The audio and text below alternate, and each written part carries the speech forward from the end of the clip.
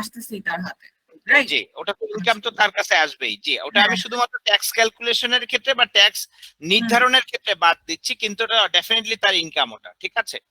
আচ্ছা, জি বুঝতে ভাই ওটা পেরেছেন? একটু দেখায় দেন। জি, হ্যাঁ, ওই যে 4,50,000-এর ওইটা। হ্যাঁ, আমি এখনই দেখিয়ে দিচ্ছি, একটু ওয়েট করেন, আমি দেখাচ্ছি আপনাদেরকে। একটা মিনিট। 27।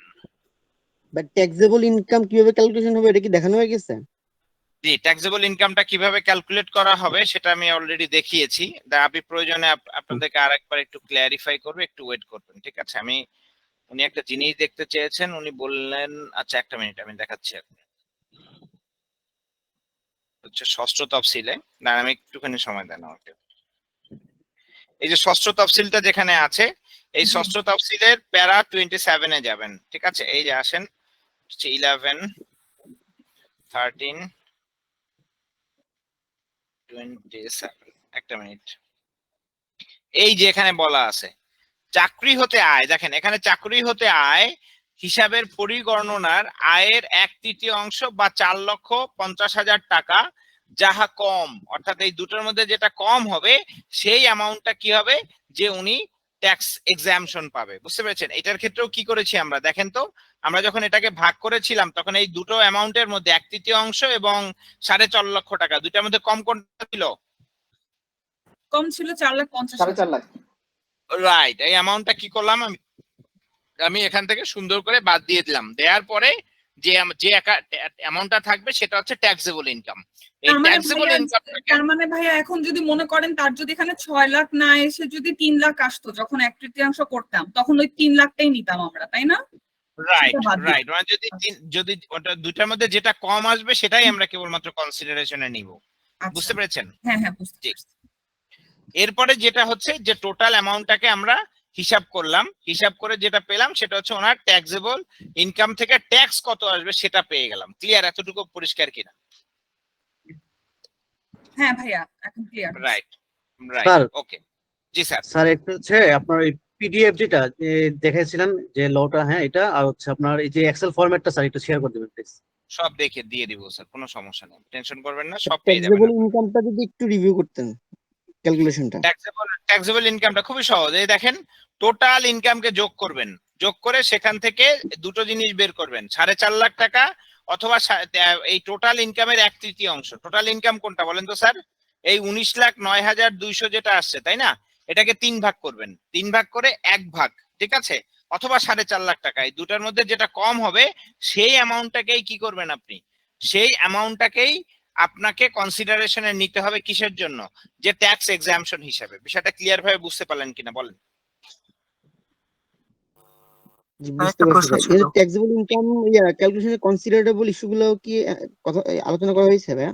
কোনো কনসিডারেবল ইস্যু আর এখন আইন অনুযায়ী নেই স্যার, খুব সহজ। এখন যেটা হয়েছে সেটা হচ্ছে যে আপনার টোটাল ইনকামকে আপনি 3 ভাগে ভাগ করে 1 ভাগ বের করবেন, আর 4.5 লাখ টাকা, এই দুটোর মধ্যে যেটা কম হবে সেই অ্যামাউন্টটাই কি হবে, যে আপনার ট্যাক্স এক্সামশন হিসাবে বিবেচিত হবে। এবং সেই অ্যামাউন্টটা কি করবেন, আপনার সেই অ্যামাউন্টটা আপনার টোটাল ইনকাম থেকে বাদ দিলে যেটা পাবেন সেটা হচ্ছে ট্যাক্সেবল ইনকাম, ঠিক আছে?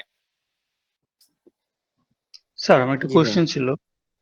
জি স্যার। স্যার স্যার সেটা হলো ধরেন স্যার কারো ইনকাম 8 লাখ টাকা হলো বা 7 লাখ টাকা হলো, তো সেই ক্ষেত্রে স্যার ওইটা কি আমরা, সে যদি কারো ইনকাম ধরি 9 লাখ টাকা হলো, 9 লাখ টাকাকে আমি 3টা ভাগ করব, 3টা ভাগ করে সেটা হয় 3 লাখ টাকা, জি 1/3। তাহলে সেই জি, ক্ষেত্রে স্যার এই যে 3 লাখ টাকা এবং 4.5 লাখ টাকার মধ্যে যেটা কম কম, সেটা হচ্ছে আমি কনসিডার করবো। Right sir, right. বুঝতে জি, পেরেছেন? এবার থ্যাংক ইউ ক্লিয়ার? স্যার। সহজ সহজ হয়েছে মনে হয় বিষয়টা। Clear sir? স্যার, এখন ট্যাক্স স্যার আর পানি পার। আগের মতো যদি ট্যাক্স কঠিন থাকতো তাহলে সমস্যা হতো, এখন আর ট্যাক্সে কোনো সমস্যাই নেই। টোটাল ইনকাম বের করে আপনি যেটা করবেন সেটা হচ্ছে 3 ভাগ করবেন, 3 ভাগ করবেন, আর হচ্ছে 4.5 লক্ষ টাকা, দুইটার মধ্যে যেটা কম হবে সেটাই আপনি এখানে ইয়া করে দিবেন। স্যার এটা হচ্ছে জি বলেন, কি প্রশ্ন ছিল? আচ্ছা, আমাদের এই যে 7,09,200 টাকা, এর থেকে আমার যে 4 লাখ টাকার উপরে যে ট্যাক্সটা হলো আর কি, এটা বাদ দিয়ে 3,09,200 টাকা হলো লাস্টে। এটা লাস্টের যে আমরা যে 25% আমরা যে ট্যাক্সটা দিয়েছি আর কি হিসাবের ক্ষেত্রে, সেহেতু যে পরবর্তী 5 লাখ টাকার বলা হয়েছিল, পরবর্তী 5 লাখ টাকার উপর 25% ট্যাক্স। তো হ্যাঁ এখানে আমাদের ফিগারটা 3,09,200 টাকা চলে আসছে। এই ক্ষেত্রেও কি আমাদের দেওয়া 20%। লাগবে? এটার ক্ষেত্রে আমি 20% দিব, কারণ যে অ্যামাউন্টটা থাকবে ওটার উপরে 20% দিব আমরা। ভাই, আমি বলতে চাচ্ছি যে যেহেতু পরবর্তী 5 লাখ টাকা, কিন্তু আমাদের তো ফিগার 5 লাখ 5 টাকার লাখ নিচে টাকা চলে তো আসছে। 5 লাখ টাকা তো সর্বোচ্চ সীমা, তাই না? আচ্ছা আচ্ছা, বুঝতে জি পেরেছেন? জি এটা জি, কিন্তু বুঝতে পারছি। This is the highest range. এই 5 হ্যাঁ, লক্ষ টাকা ক্রস করলেই কি হতো, পরে আপনি 25% এর ইয়েতে পড়ে যেতেন, জি জি ফাঁদে জি জি ফাঁদে পড়ে যেতেন। বুঝতে পেরেছেন জি জি, বিষয়টা? ঠিক এটা আছে হচ্ছে ঠিক আছে। বিষয়। জি, অর্থাৎ লাস্টে যে ফিগারটাই থাকবে কেন, রাইট থাকুক না কেন, আমরা পরবর্তী স্লাইডে চলে যাব, পরবর্তী রাইট স্যার, পার্সেন্টেজে চলে যাব। Right sir, right. ঠিক আছে, এটা ধরেন যে ধন্যবাদ। ওনার যদি এমন হতো যে জি জি 5,20,000 টাকা হতো, তাহলে জি 5 লক্ষের উপরে 20% দিতেন আর 20,000-এর জি উপরে 25% দিত, অর্থাৎ পরবর্তী স্ল্যাবে চলে যেত এটা। জি জি জি, উপরে ঠিক কি আছে। হয়েছে, উপরে যেভাবে হয়েছে না, স্ল্যাব চেঞ্জ জি হয়ে জি গেছে, জি জি, দেখেছেন? ঠিক হ্যাঁ, একইভাবে স্ল্যাব গুলি চেঞ্জ হয়ে যাবে এভাবে। ঠিক আছে, ধন্যবাদ ক্লিয়ার? ভাই। ধন্যবাদ, জি ক্লিয়ার। হ্যাঁ স্যার, জি স্যার। আরেকটা বিষয় যে আহ, এই যে টোটাল ইনকাম ইজ 1/3 আর 4.5 লক্ষ টাকা এর ভিতরে যেটা কম ওইটা আছে ট্যাক্স এক্সেম্পটেড। এই আইনটা কি এবার চালু হয়েছে নাকি এর আগেও ছিল জি স্যার, এটা? এবার চালু হয়ে এবারই প্রথম আসছে। এর আগে ভিন্ন কিছু ছিল, এটা এখন ভিন্নটা অনেক জটিল ছিল, কিন্তু এখন আর কোনো জটিলতা নাই। ঠিক আছে, এখন এই যে দেখেন ষষ্ঠ তফসিলের প্যারা 27-এ খুব সুন্দর করে বলা আছে, চাকুরি হইতে আয় হিসাবে পরিগণিত আয়ের 1/3 অংশ বা 4.5 লক্ষ টাকা টাকা যাহা কম, এটার মধ্যে যেটা কম হবে সেটাই কেবলমাত্র কি হচ্ছে আপনি ক্যালকুলেশনের ক্ষেত্রে কনসিডারেশনে নেবেন। বিষয়টা ক্লিয়ার? জি স্যার, থ্যাংক ইউ স্যার। জি, তমাল ভাই, আগে যেটা ছিল যে ওই হাউস রেন্ট বা অন্যান্য কম্পোনেন্টের উপর একটা সার্টেন পার্সেন্টেজ পর্যন্ত কিচ্ছু হবে না, ওয়েবার সব ছিল, বাদ ওগুলো হবে ভাইয়া, না। সব বাদ ভাইয়া। ওইটার ক্ষেত্রে কি হয়েছে, আগে কি হইতো ভাইয়া, দেখেন আগেরটাই এবার একটু অন্য স্টাইলে দিয়েছে। এখন বরং যেটা ভালো হয়েছে, আগেরটা কি ছিল ভাইয়া, যে আপনার ছিল 3 লক্ষ টাকা ছিল হাউস রেন্ট। এই যে আমি যোগ করছি একটু দেখেন ভাইয়া, 3 লক্ষ টাকা ছিল হাউস রেন্ট, তাই না? তারপর সে তার সাথে ছিল 1,20,000 টাকা ছিল হচ্ছে তার মেডিকেল, এর সাথে ছিল হচ্ছে আরো 30,000 টাকা ট্রান্সপোর্ট, তাই না? আগে এটা ছিল। তো এখন কি হচ্ছে, এখন সবগুলো মিলে 4.5 লাখ। বুঝতে পেরেছেন? আগে ছিল 4.5 লাখ, এভাবে করে নিতে হতো, কিন্তু এখন বলছে টোটাল ইনকামের 1/3 অথবা 4.5 লক্ষ টাকা, হুইচ এভার ইজ বুঝতে লোয়ার, পেরেছি। তুমি সেটাই এক্সাম্পশন পাবে। বুঝতে এটা পেরেছেন? বেটার। এটা মানে ক্যালকুলেশনটা ইজি করে দিয়েছে ভাই। এখন যে কোনো সাধারণ মানুষের পক্ষেও বোঝা সম্ভব যে ক্যালকুলেশনটা কি, কিন্তু আগে তো হতো যে আমরা যারা প্র্যাকটিশনার ছাড়া অন্য কেউ বোঝাটা একটু কঠিন হয়ে যেত ভাই। বুঝতে পেরেছেন? এবার স্যার ভালো হচ্ছে, এবার টোটালটাকে এক নিয়মে নিয়ে আসা হচ্ছে। অনেক অনেক বেশি ইজি হয়েছে, অনেক বেশি ইজি, জি, আগের জি। থেকে অনেক বেশি ইজি হয়ে গেছে এটা। ঠিক আছে, না, আর বুঝলাম। এরপরে তো আবার ইনভেস্টমেন্টের ব্যাপারটা আছে না? রাইট। আপাতত এতটুকু ভাই আমি বলছি, তারপরে আমি ইনভেস্টমেন্ট বলছি। ঠিক আছে, কারণ যেটা হয় এখন, আগে কি নিয়ম ছিল, আগে আপনি 25% রেয়াত ধরে তারপরে আপনি টাকাটা ডিডাক্ট করতেন, কিন্তু এখন কিন্তু যেটা এখন পর্যন্ত যে নিয়ম আছে সেটা হচ্ছে এই যে 1,56,840 টাকা যেটা আছে, এটাকে 12 দিয়ে ভাগ করবেন। বর্তমান যে ইয়া অনুযায়ী, যেটা হচ্ছে যে আইন অনুযায়ী এখন নিয়ম হচ্ছে আপনি 75% না, আপনাকে টোটালটাই কেটে নেওয়ার কথা এখন পর্যন্ত বলা আছে। কিন্তু আমরা কি করব, যে আমরা টোটালটা কাটবো না, আমরা নিয়মটা কি করব, এটার ক্ষেত্রে কি করব, আমরা হচ্ছে গিয়ে নিয়মটা করব হচ্ছে, আমি আপনাকে দেখাই একটুখানি। এইটাকে যেটা একটা ঘর পরে নিতে হবে, এই এক্সেল এর এই এক রোগ, এই রোগ আসলে, এটাকে আপনি কি করবেন, নিয়ম হচ্ছে এটাকে আপনি ভাগ দিবেন 12 দিয়ে, দিলে প্রতি মাসে ওনার কাছ থেকে যে অ্যামাউন্টটা পাবেন এটা কেটে নেওয়ার নিয়ম বর্তমান আইন অনুযায়ী। কিন্তু যেহেতু আমাদের একটা রেয়াতের বিষয় আছে, তাই না? রেয়াত, এই রেয়াতের বিষয়টা কি, রেয়াত মানে হচ্ছে এটাকে বলা হয়, আমরা ডিসকাউন্ট বললে খুব ভালো বুঝি, কিন্তু আইনে আসলে ডিসকাউন্ট বলতে কিছু নেই। আইনে যেটা আছে সেটা হচ্ছে যে এটাকে আমরা বলছি বাট্টা, মানে বাংলায় বলি আমরা বাট্টা এটাকে। আর যেটা হয় যে আমরা যদি ইয়ের ক্ষেত্রে বলি, যে সহজে বুঝতে চাই, তাহলে আমরা ডিসকাউন্ট বললে অনেকেই ভালো বুঝতে পারে যে ভাইয়া ডিসকাউন্টটা বুঝতে পারি, কিন্তু এটা বাট্টা এটা কি যেটাকে এটা কি ভাই রিবেট যেটাকে বলো ওইটাই? হ্যাঁ রিবেটটা, রাইট, এটাকেই বলতেছি। বাংলায় বলে এটাকে বাট্টা, আর ইংলিশে বলে হচ্ছে রিবেট। এখন দেখেন এই যে মান্থলি যে টাকাটা, আপনি তো এখন যদি 1,56,840 টাকা থেকে কি ধরনের জিনিসগুলো বাদ দিতে পারে, যেমন আপনি EIT দিয়ে থাকেন, যদি গাড়ি থাকে কারো সেটা বাদ দিবেন, বাদ দেওয়ার পরে যে অ্যামাউন্টটা থাকবে সেটাকে 12 দিয়ে ভাগ করে তারপরে করতে হবে। কিন্তু আমরা আসলে এত বেশি রুট কখনোই এমপ্লয়ের ক্ষেত্রে হতে পারবো না। রুট না হয়ে আমরা যে কাজটা করব সেটা হচ্ছে এমপ্লয়কে একটা বেনিফিট দিব। কি বেনিফিট আছে? আমাদের এই আইন বলছে যে তোমার এই যে গ্রস যে ট্যাক্সটা যেটা আছে, যেটা তুমি ক্যালকুলেশন করে বের করলে, এই গ্রস ট্যাক্সটা তুমি কমাতে পারো। তো কমানোর জন্য সরকার কিছু রাস্তা তৈরি করে দিয়েছে। রাস্তাগুলো কি কি? রাস্তাগুলো হচ্ছে এরকমের যে, এই যে আসেন আমরা একটু যাই এই জায়গাটাতে। সেটা রাস্তাগুলির ক্ষেত্রে সরকার বলেছে তুমি কিছু জায়গাতে ট্যাক্স এক্সাম্পশন নিতে পারো। আমি আবার বলছি, কিছু জায়গাতে কি করতে পারো, তুমি ট্যাক্স ইনভেস্টমেন্ট করে ট্যাক্স এক্সাম্পশন নিতে পারো। তাহলে সেই জায়গাগুলি কোথায় সেটা একটু জানা প্রয়োজন। প্রথম যেটা হচ্ছে গিয়ে লাইফ ইন্স্যুরেন্স প্রিমিয়াম। আমি আবার বলছি, প্রথম যে জায়গাটা সেটা হচ্ছে লাইফ ইন্স্যুরেন্স প্রিমিয়াম। আপনি লাইফ ইন্স্যুরেন্স যদি করেন, তাহলে একটা বছরে যে অ্যামাউন্টটা কন্ট্রিবিউট করবেন লাইফ ইন্স্যুরেন্সের জন্য, তার 10% আপনি কি করতে পারবেন, যে আপনি রিবেট হিসাবে ক্লেম করতে পারবেন। ঠিক আছে, এর তারপরে যেটা হচ্ছে সেটা হচ্ছে একজন এমপ্লয়ি রেকগনাইজ প্রভিডেন্ট ফান্ডে তার অংশ এবং মালিকের অংশ দুটো অংশকে যোগ করে যে অ্যামাউন্টটা আসবে সেই অ্যামাউন্টটা কি করতে পারবে, সে রিবেট আকারে ক্লেম করতে পারবে। তারপরে আরেকটা জিনিস হচ্ছে গিয়ে সুপার এনিউশন ফান্ড। এটা আসলে আমাদের জন্য, প্রাইভেট অর্গানাইজেশনের জন্য নেই, অতএব আমরা এটা নিয়ে ইয়া করব না। তারপর হচ্ছে গিয়ে contribution in welfare fund and group insurance, অর্থাৎ ওয়েলফেয়ার ফান্ড এবং গ্রুপ ইন্স্যুরেন্স যেটা আছে সেখানে আপনি কি করতে পারবেন, যে আপনি এই জায়গাতে বেসিক্যালি যেটা করতে পারবেন সেটা হচ্ছে যে এটার যে কন্ট্রিবিউশনটা করবেন সেই অ্যামাউন্টটা আপনি রিবেট হিসেবে দাবি করতে পারবেন। তারপর হচ্ছে ডিপিএস।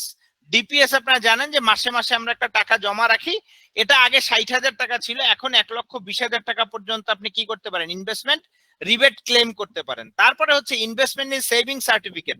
আপনাদের যদি কারো সঞ্চয়পত্র থাকে তাহলে সর্বোচ্চ 5 লক্ষ টাকা পর্যন্ত আপনি সঞ্চয়পত্রে ইনভেস্টমেন্ট আপনি রিবেট দাবি করতে পারেন। তারপরে হচ্ছে investment in stock, mutual fund আর ডিভেঞ্চার, এইসব জায়গায় যদি আপনি করেন সেখানে আপনি কি করতে পারবেন, যে রিবেট ক্লেম করতে পারবেন। তারপর হচ্ছে গিয়ে গভর্নমেন্ট অ্যাপ্রুভ ট্রেজারি বন্ড, এটার মধ্যে আপনি যে রিবেট করবেন, ইনভেস্টমেন্ট করবেন সর্বোচ্চ 5 লক্ষ টাকা পর্যন্ত।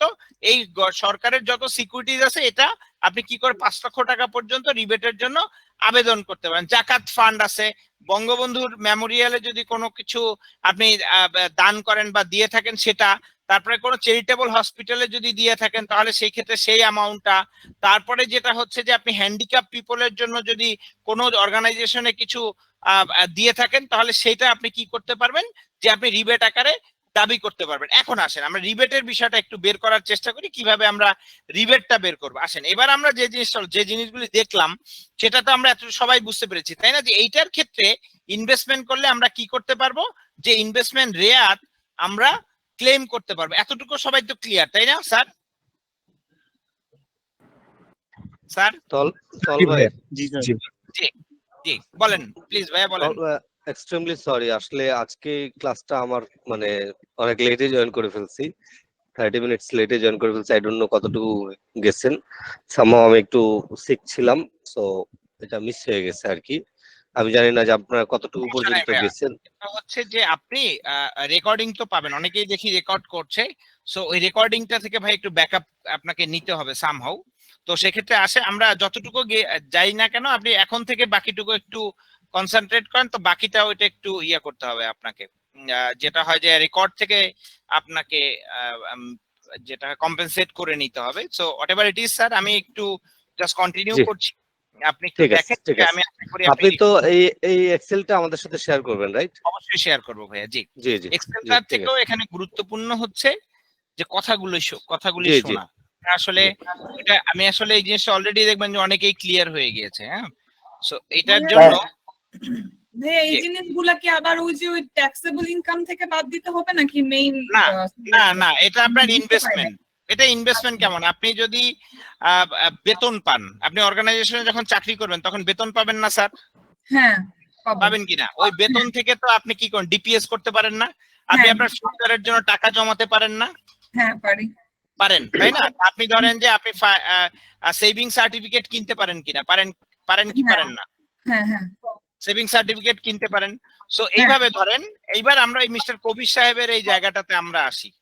কবির সাহেব কি করেছেন, উনি 1,20,000 টাকার একটা ডিপিএস ওনার আছে, আর একটা জিনিস হচ্ছে উনি এখানে সেভিং সার্টিফিকেট, আমি আবার বলছি কি আছে স্যার, ওনার সেভিং সার্টিফিকেট আছে, যে সেভিং সার্টিফিকেটটা কত 2 লক্ষ টাকা, সর্বোচ্চ পাবেন উনি 5 লক্ষ টাকা পর্যন্ত। এবার আমি আসেন তাহলে লিখে, আরেকটা জিনিস আছে ইনভেস্টমেন্ট। কোথায় ইনভেস্টমেন্ট? ওনার প্রভিডেন্ট ফান্ডের 8%, উনি দিবে 8%, মালিক দিবে 8%, তাই না?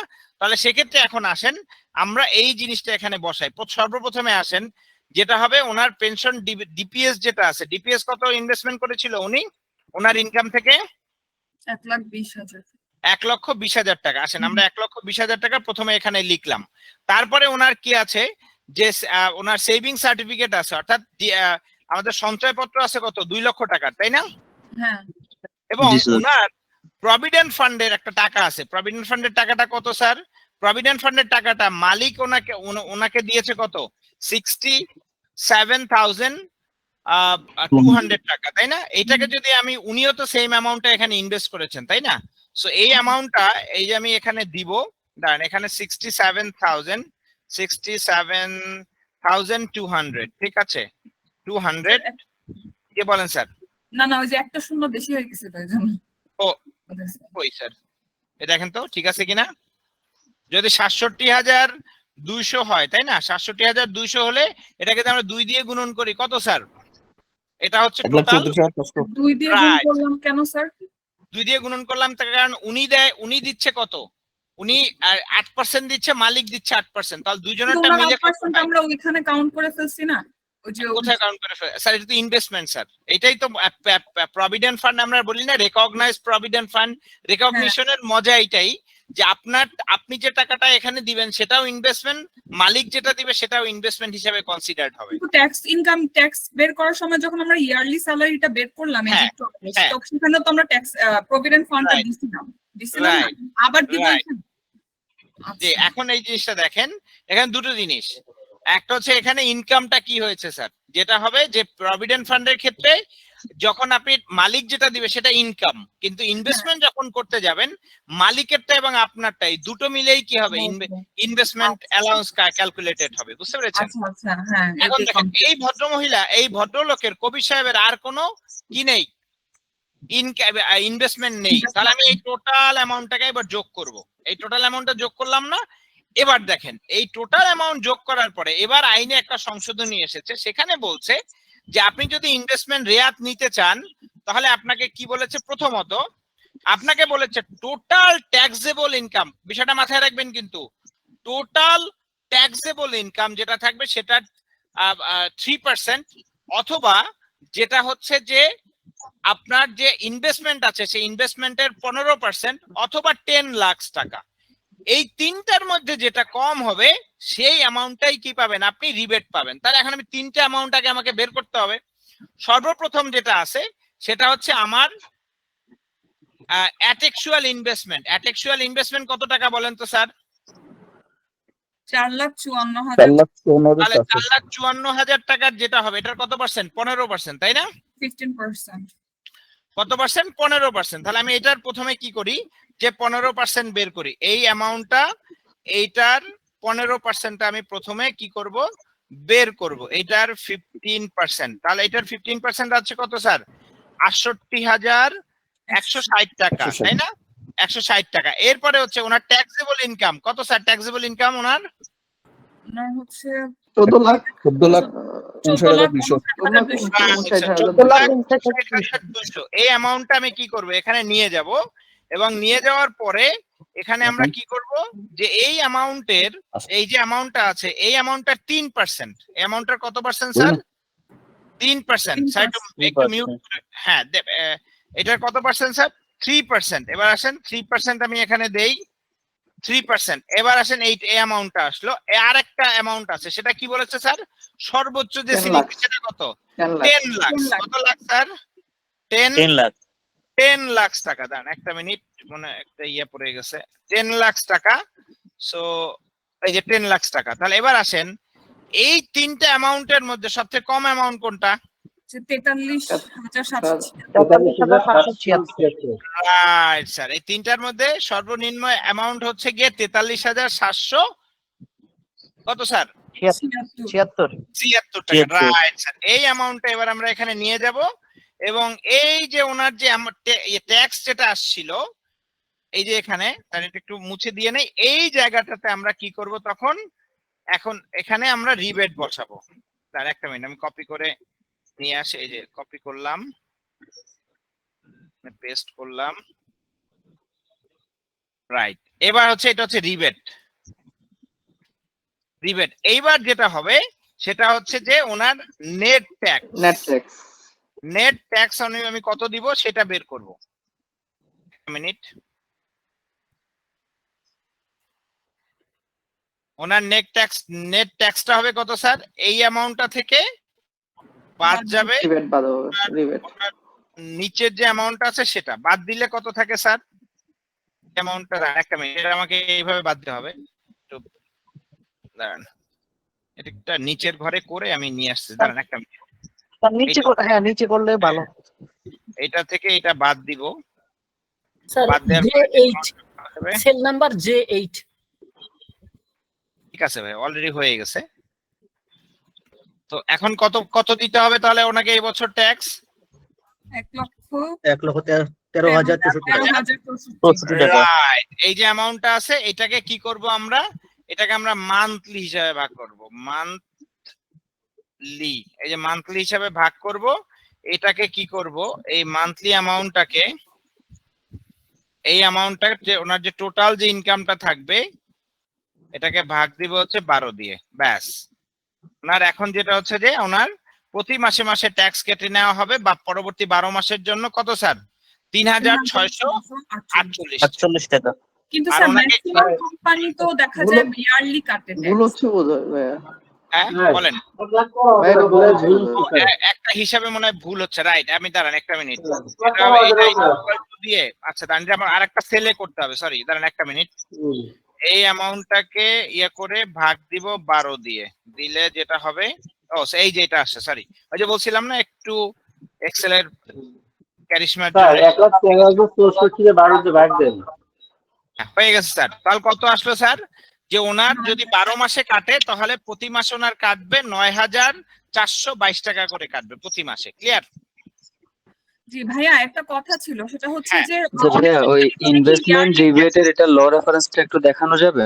ইনভেস্টমেন্ট রিলেটেড ল রেফারেন্সটা অবশ্যই দেখানো যাবে। এটা হচ্ছে 78। ইনভেস্টমেন্ট রিবেটের, জি আমি আসতেছি, আমি দেখাচ্ছি। আপনি যেহেতু বলেছেন আমি বুঝতে পেরেছি। 78 অনেক দূরে, দাঁড়ান একটা মিনিট।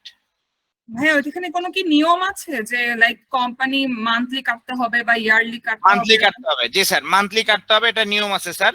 যে আপনার টোটাল যে ইনকামটা থাকবে সেটাকে 12 দিয়ে ভাগ করে তারপরে হচ্ছে এখান থেকে ডিডাক্ট করতে হবে, ঠিক আছে? তো অনেক কোম্পানি তো এটা ফলো করে না, আমি যতটুকু দেখছি, যে দেখা যায় ইয়ারলি কেটে নেয়। না স্যার, এটা ইয়ারলি কখন কাটে জানেন স্যার? বছরের প্রথমে যখন আপনার ইনকামটা ট্যাক্সেবল হয় না, কিন্তু পরবর্তীতে যখন ইনকামটা ট্যাক্সেবল হয় তখন বছরে একবার কেটে নেয়। বুঝতে পেরেছেন? এইটা হচ্ছে বিষয়। এবার আসেন বিষয়টা, এই যে ইনভেস্টমেন্ট যিনি দেখতে চেয়েছিলেন তিনি একটু দেখেন 78 সেকশন দেখতে পাচ্ছেন কিনা স্যার? জি ভাইয়া, থ্যাংক ইউ। আমার মতো সহজ করে এইভাবে কেউ শেখাবে না স্যার, যত্ন নিয়ে শেখাবে না। কারণটা আমি জানি, বিকজ যেটা হয় যে আপনি ভালো করলে তার রিজিক বন্ধ হয়ে যাওয়ার ব্যবস্থা আছে, কিন্তু আমার আল্লাহর নাম নিয়ে রিজিক বন্ধ হওয়ার সম্ভাবনা খুবই কম, এবং আমি এটা নিয়ে আসলে অবশ্যই ভাইয়া চিন্তিত না। তো আমার চিন্তা হচ্ছে কি আপনি শিখলেন কিনা, আপনি আমার কাছ থেকে যে এই যে টাকাটা আমাকে দিলেন আপনি শিখলেন কিনা এটা আমাকে বলেন। এবার আমাকে বলেন যে এই যে জিনিসটা 1,000 টাকা স্যার অনেক বেশি শিখে ফেলেছি। যাক আলহামদুলিল্লাহ। যেটা হয় স্যার, এই যে অ্যামাউন্টটা আপনি প্রতি মাসে মাসে আপনার স্যালারি থেকে টাকা কেটে নেয় না, এইটা হচ্ছে সেই টাকা। বুঝতে পেরেছেন? প্রতি মাসে মাসে আপনাকে এভাবে নিবে। ভাইয়া এই 3%টা কি টোটাল ইনকামের উপর না নাকি ট্যাক্সেবল? টোটাল ইনকাম, টোটাল এটা হচ্ছে গিয়ে টোটাল ইনকাম বলতে এখানে শুধুমাত্র ট্যাক্সেবল ইনকাম। বুঝতে পেরেছেন? টোটাল ইনকাম না, এটা হচ্ছে ট্যাক্সেবল। 4.5 লাখ বাদ হওয়ার পরে, তাই তো? বাদ হওয়ার পরে, জি। ট্যাক্সেবল ইনকামের উপরে কি হচ্ছে 3%। ঠিক আছে ভাইয়া, পিএফ এর যে ইন্টারেস্টটা ছিল, ওই ইন্টারেস্টটা কি হবে? ভাই পিএফ এর ইন্টারেস্টটা আমি পরে, এটা আমার চোখে পড়েছে, পিএফ এর ইন্টারেস্টটা ইনকাম হিসাবে যুক্ত হবে এবং আপনি এখানে ইনকাম হিসাবে যুক্ত করে দিবেন, এই হচ্ছে বিষয় ভাই, আর কিছুই না। সেলস এর ইনসেনটিভ যেটা হয় অথবা টিএডিএ যেটা দেওয়া হয়, হ্যাঁ এটাও কি ইনকামের মধ্যে পড়বে? এগুলো সব ইনকামের মধ্যে পড়বে ভাইয়া। সো টিএডিএ টা তো আসলে ভ্যারি করে, এক একজনের টিএডিএ ও এক এক আচ্ছা, রকম। একটা ছোট বিষয় আছে, সরি আমি একটা জিনিস বিষয় আমি পুরো কথাটা ভাইয়া লক্ষ্য করি নাই। সেলস এর ইনসেনটিভ ভাইয়া ইনকাম, কিন্তু টিএডিএ হচ্ছে কি রিইম্বার্সমেন্ট। টিএডিএ কখনোই ভাইয়া কোনো এমপ্লয়ের ইনকাম না, ঠিক আছে? অতএব এটা এখানের মধ্যে স্যালারি সার্টিফিকেটের মধ্যে আসবে না বা ইনকামের মধ্যে আসবে না ভাইয়া, ঠিক আছে? ক্লিয়ার? কিন্তু টিএডিএ টা তো ভাই এক একজনের ক্ষেত্রে এক এক রকম ভ্যারি করে, এটা তো প্রত্যেক হ্যাঁ, মাসে আসলে আমরা টিএডিএ তো আসবে না তো ভাইয়া, ইনকামে তো আসবেই না ভাইয়া, ওটা তো ইনকাম না। সরি ইনসেনটিভস ইনসেন্টিভ যদি আমরা তো আসলে 12 দিয়ে ভাগ করে ওকে ভাই, আলাদা আলাদা যেটা আসবে সেটা আপনি আলাদা আলাদা ভাবে করে দিবেন এখানে ভাই, আর কিছুই না। ক্লিয়ার? ক্লিয়ার। ওকে স্যার তমাল ভাই, ওই ট্যাক্স ইয়ারে যদি কোনো আনলিভের এনক্যাশমেন্ট হয় সেটাও তো আসবে ওখানে। কোনটা? ওই ট্যাক্স ইয়ারে যদি কোনো আনলিভের এনক্যাশমেন্ট হয়। হ্যাঁ, ট্যাক্স ইয়ারে যদি কোনো ভাই বললাম না, আপনি যা ইনকাম করবেন হোয়াট এভার ইউ আর্ন ভাইয়া, বুঝতে পারছেন? হোয়াট এভার ইউ আর্ন, এটাকে সবটাকে যোগ করে তারপরে এটাকে 3টা ভাগ করবেন, আর 4.5 লক্ষ টাকা এই দুইটার মধ্যে যেটা কি হবে কম হবে সেই অ্যামাউন্টটাকেই কেবলমাত্র আপনি এখানে কনসিডারেশনে নেবেন, বুঝতে পেরেছেন? আর আরেকটা জিনিস বলা ছিল যে এলএফএ অল্টারনেটিভ ইয়ার, এটাও কি এখন এফেক্টিভ আছে? হ্যাঁ, ওগুলো সব বাদ, সবগুলো এখন সব ইনকাম, টোটাল ইনকামের মধ্যে চলে আসবে। আগে এখন আর অল্টারনেটিভ ইয়ার বলতে কিছু নাই, সবকিছু বাদ হয়ে গেল ভাই, বুঝতে পেরেছেন? ওকে ভাই। স্যার জি ভাইয়া কেউ যদি ভাই সাপোজ রিজাইন দেওয়া চলে গেল, এখন 40টা ছুটি বাকি ছিল, সেটা তো হচ্ছে আমরা পেমেন্ট দিয়ে দিব। এখন 40টা ছুটি তো উনি দেখা গেছে প্রিভিয়াস ইয়ার গুলাতে কিছু কিছু করে আর্ন করছে, এখন সেটাই কারেন্ট ইয়ারে হিসাব হবে, মানে টোটাল অ্যামাউন্টটা? যে লাস্ট উইথড্রন গ্রস, আমি যখন আপনাদেরকে লিভ এনক্যাশমেন্ট পড়িয়েছিলাম তখন আপনাকে বলেছিলাম যে লাস্ট উইথড্রন গ্রস কি করতে হবে, আপনাকে কনসিডারেশনে নিতে হবে, ঠিক আছে স্যার?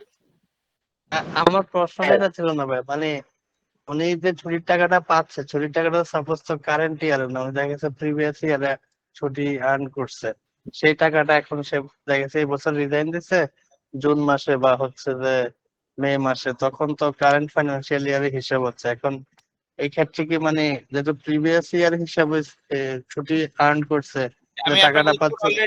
উত্তর অলরেডি দিয়ে দিয়েছি স্যার, ঠিক আছে? উত্তর ওই একটাই, যেটা হবে যে আপনি যখন এনক্যাশমেন্ট করবেন, encashment has to be done on last withdrawn gross, সর্বশেষ উত্তোলিত মাসের যে গ্রস সেটাকে 30 দিয়ে ভাগ করে তারপরে পে করতে হবে স্যার, ঠিক আছে? পিএফ এর যে ইন্টারেস্টটা, ওটা কি আমি কোম্পানি কন্ট্রিবিউশন এবং আমার কন্ট্রিবিউশন দুটো এক করে ইন্টারেস্টটা ক্যালকুলেশন করব? রাইট ভাইয়া, দুটোটা যোগ করে তারপরে যে ইন্টারেস্টটা আসবে, যে টাকাটা ইনভেস্ট করা হবে, অ্যাটেকচুয়াল যে ইন্টারেস্টটা আসবে সেই ইন্টারেস্টটা ইনকামের মধ্যে যোগ করে দিবেন, ঠিক আছে? আর ইনভেস্টের ক্ষেত্রে কি ওই ইন্টারেস্টটা আসবে? ইনভেস্টমেন্টের ক্ষেত্রে ইন্টারেস্ট আসবে না ভাইয়া, ইনভেস্টমেন্টের ক্ষেত্রে শুধুমাত্র মালিকের এবং আপনার যে কন্ট্রিবিউশন সেটা আসবে ভাইয়া। ওকে ওকে ভাই। স্যার এখানে যে বেসিক স্যালারি আমরা যে ইয়ারলি আমার একটা প্রশ্ন ছিল যোগ করেছি স্যার, হ্যাঁ বেসিক স্যালারি, হাউস রেন্ট, মানে এটা ট্রান্সপোর্ট অ্যালাউন্স যে সেগমেন্ট গুলো আছে স্যার, হ্যাঁ ইনকামের ক্ষেত্রে, সেগুলো ছাড়া আর কিছু কি ইনকাম হিসেবে দেখানো যাবে? স্যার আপনার যা ইচ্ছে হয়, অর্থাৎ আপনি রিইম্বার্সমেন্ট ব্যতীত আপনি একটা চাকরি থেকে যা যা পান, ঠিক আছে? অর্থাৎ কোম্পানি রিইম্বার্সমেন্ট জিনিসটা কি, কোম্পানির কাজে কোনো টাকা খরচ করলেন, আবার কোম্পানি সেই টাকা আপনাকে ফেরত দিল, ঠিক আছে? এই টাকা ব্যতীত বাকি যত ইনকাম আছে সব এটার মধ্যে কি হবে স্যার, যুক্ত হবে। এবং আরো দুটো ইনকাম আমি আপনাকে একটু পরেই পড়াতাম, কিন্তু যেহেতু প্রশ্ন করছেন আমি এই জন্য একটু পড়িয়ে দেই। দেখেন বিষয়টা হচ্ছে যে কেউকে যদি আপনি গাড়ি দেন, আপনার অনেক সময় আছে না জিএম সাহেবদেরকে গাড়ি দেন, আপনার ইনকাম হিসাবে যদি আপনি কেউকে 2500 সিসির নিচে যদি কোনো গাড়ি কেউকে দেন, অর্থাৎ যেটা হচ্ছে 2500 এক সিসি থেকে 2500 সিসি পর্যন্ত, এই সিসির মধ্যে যদি কেউকে কোনো গাড়ি দেন, তাহলে তার ট্যাক্সের মধ্যে 10,000 টাকা ইনকাম হিসাবে যোগ হবে, অর্থাৎ তার ট্যাক্সেবল ইনকামের মধ্যে 10,000 টাকা আপনার ক্যালকুলেশনে আনতে হবে। আর যদি কেউকে 2500 সিসির বেশি কোনো গাড়ি দেন, তাহলে সেক্ষেত্রে 25,000 টাকা কি করবেন আপনার এখানে ট্যাক্সের মধ্যে যুক্ত হবে, ঠিক আছে? এটা একটা গেল। আরেকটা বিষয় হচ্ছে যে এটা ইয়ারলি ভাইয়া, ইয়ারলি। জি, আগে এটা কি ছিল, আগে ছিল হচ্ছে 60,000 টাকা অথবা যেটা হচ্ছে 5%। সো এটা এখন আর নেই, এখন বলা হয়েছে এটা গাড়ির সিসির উপরে নির্ভর করে। আপনি যদি এটা 2500 সিসি হয় তাহলে 10,000, আর যদি আপনার 2500 সিসির উপরে হয় তাহলে সেক্ষেত্রে আপনার এটা 25,000 টাকা। আর একটা বিষয় হচ্ছে গিয়ে আমাদের হাউস অ্যাকোমোডেশনের ক্ষেত্রে, অ্যাকোমোডেশনের ক্ষেত্রে বলা হয়েছে যে আপনি যদি কেউকে একটা বাড়ি ফ্রি দেন, অ্যাবসোলুটলি ফ্রি দেন, বা কোনো অ্যাকোমোডেশন ফ্রি থাকতে দেন, তাহলে সেক্ষেত্রে বলেছে যে ওই বাড়িটার যে ভাড়া, ওই অ্যানুয়াল ফি যে ভাড়াটা, ওই ভাড়াটা অ্যাটেক্সুয়ালটা আপনি এখানে যুক্ত করে দিবেন। আর যদি এমন হয় যে কিছু টাকা আপনি দেন, কিছু টাকা মালিক দেয়, তাহলে যেটা হবে যে আপনি যে টাকাটা দেন ওই টোটাল অ্যানুয়াল যে রেন্ট আছে সেই রেন্ট থেকে ওই ভাড়ার টাকাটা বাদ দিয়ে বাকি যে অ্যামাউন্টটা থাকবে সেটা আপনি ইনকামে কি করবেন, অ্যাড করে দিবেন। আর একটা বিষয় মাথায় রাখবেন যে আমাদের আইন অনুযায়ী, বর্তমান আইন অনুযায়ী, ট্যাক্স আইন অনুযায়ী 3টা ইনকাম আপনার কি হবে না, ইনকামে যুক্ত হবে না। অর্থাৎ এটা আপনার ট্যাক্সেবল ইনকাম হিসেবে যুক্ত হবে না। একটা ইনকাম, যদি কোম্পানি আপনাকে কোনো ইন্স্যুরেন্স ফ্যাসিলিটি দেয়, আমি আবার বলছি, কোম্পানি যদি আপনাকে কোনো ইন্স্যুরেন্স ফ্যাসিলিটি দেয় এবং সেই ইন্স্যুরেন্স কোম্পানির কাছ থেকে যদি আপনি কোনো প্রকার ইনকাম করেন, মানে কোনো কিছু যদি সাপোজ ধরেন আপনার অ্যাক্সিডেন্ট করলেন, হাসপাতালে আপনি ভর্তি হলেন, আপনার ইন্স্যুরেন্স কোম্পানি আপনাকে কিছু টাকা দিল, ঠিক আছে, এই ইন্স্যুরেন্স কোম্পানির যে ইনকামের টাকাটা, এইটা আপনার ট্যাক্সেবল ইনকামের মধ্যে যুক্ত হবে না। আর একটা বিষয় হচ্ছে কি, আপনার গ্র্যাচুইটি যদি অ্যাপ্রুভ থাকে তাহলে গ্র্যাচুইটি থেকে যে টাকা পাবেন সেটার 2.5 কোটি টাকা পর্যন্ত কোনো টাকা আপনার ট্যাক্সেবল ইনকামের সাথে যুক্ত হবে না। আরেকটা হচ্ছে গিয়ে আপনার যদি সার্জারি করা হয়, আমি আবার বলছি সার্জারি, অর্থাৎ আপনার heart, kidney, I, liver or cancer, এটার যদি কোনো অপারেশন প্রয়োজন হয় এবং কোম্পানি যদি এটার জন্য আপনাকে কোনো অনুদান দেয় বা কোনো টাকা দেয়, সে টাকাও আপনার ইনকামের মধ্যে যুক্ত হবে না। আমি বিষয়গুলি বোঝাতে পেরেছি স্যার? জি ভাই। জি, তাহলে আপনার এতটুকু এখন এখানে একটা কোশ্চেন ছিল, বলেন ভাইয়া। কোশ্চেন ছিল ইন্স্যুরেন্সে, সাপোজ অনেক ইন্স্যুরেন্স কোম্পানির এরকম আছে যে আপনি হচ্ছে লং টার্ম হচ্ছে একটা ডিপিএস টাইপের করবেন, অথবা 2 বছর বা 3 বছর পরে ওরা আপনাকে একটা প্রফিট দেয়, হ্যাঁ, বা প্রফিট দেয়। এখন এই যে প্রফিটের টাকাটা, এটা কি অ্যাড হবে? ভাইয়া ওইটা কোম্পানি কখনোই আপনাকে এই ধরনের ইন্স্যুরেন্স দিতে পারে না। না, কোম্পানিটা বলতেছেন, এটা পার্সোনালি। আচ্ছা, ওইটা ভাইয়া ওইটার থেকে যে ইনকাম হবে সেই ইনকাম এখানে যুক্ত হবে, ঠিক আছে, 1 নাম্বার। আর আপনার রিবেট যখন আমি পড়িয়েছিলাম, তাই না, ওখানে যখন আপনি প্রতি বছর কন্ট্রিবিউশন দিবেন, এই কন্ট্রিবিউশন টোটাল যে অ্যামাউন্টটা থাকবে সেটা 10% আপনি কি পারবেন, রিবেটের জন্য আবেদন করতে পারবেন। আচ্ছা, এখানে আমার ভাই একটা কোশ্চেন হচ্ছে যে আমি যে ওইখানে টাকাটা জমা দিব, কন্ট্রিবিউশনের 10% না হচ্ছে আমার যে ফেস ভ্যালু ওইটা 10%, কোনটা? রাইট ভাই, এখানে একটা চমৎকার বিষয় হচ্ছে যে ভাইয়া আপনার ফেস ভ্যালু যেটা হয় যে একটা ধরেন আপনি 5 লক্ষ টাকার একটা ইয়া কিনলেন, লাইফ ইন্স্যুরেন্সের যেটা হচ্ছে যে একটা স্কিম কিনলেন, ঠিক আছে, একটা স্কিম কিনলেন, আপনি এখানে প্রতি মাসে দেন 10,000 টাকা করে, বুঝবেন, কিন্তু প্রতি মাসে কত, 10,000 করে দেন, তাহলে আপনি যেটা হচ্ছে যে 1 বছরে দিচ্ছেন 1,20,000 টাকা। এখানে আপনি যেটা টোটাল অ্যামাউন্টটাকে যোগ করে এটা 10% ভাইয়া, ঠিক আছে, এটা 1,20,000 এর 10%। হ্যাঁ, 1,20,000 এর 10% আপনি কি করতে পারবেন যে এখানে আপনি ট্যাক্স রিবেট হিসাবে দাবি করতে পারেন। না, একটা মিনিট, আমি আরেকটু ক্লিয়ার করে দেই আপনার জন্য। আগে কিন্তু ভাইয়া ছিল এটা ফেস ভ্যালুর উপর, যে এখন এটা এখনো কিন্তু ফেস ভ্যালুই ভাইয়া, ফেস ভ্যালুটা কিন্তু ফেস ভ্যালু হলো তো তাহলে 5 লাখ টাকা হবে না। আমি একটু এখানে একটু চেঞ্জ আছে ভাইয়া, আমি আপনাকে একটু জায়গাটা পড়ে দেখাই, তারপরে দেখতে পাবেন যে আপনি বুঝতে পারবেন যে ভাইয়া আমি আপনাকে কি বলার চেষ্টা করছি। এবার আসেন আমি আপনাকে সেটা একটু দেখাই।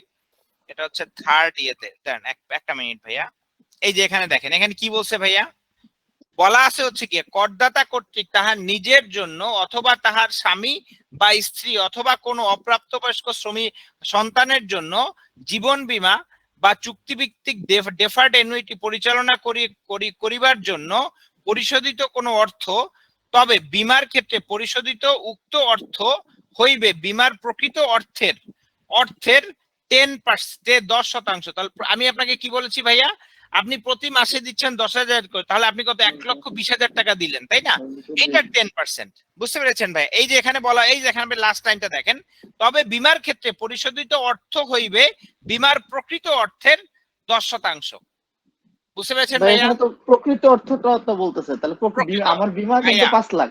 না, আপনার বিমা 5 লাখ মানে কি ভাইয়া? আপনার ওই বছরের প্রকৃত অর্থ কত ভাইয়া সেটা বলেন আমাকে। ওই বছরের প্রকৃত অর্থ 1,20,000। 1,20,000। এই জন্য এই হিসাবটা এইভাবে করতে হবে।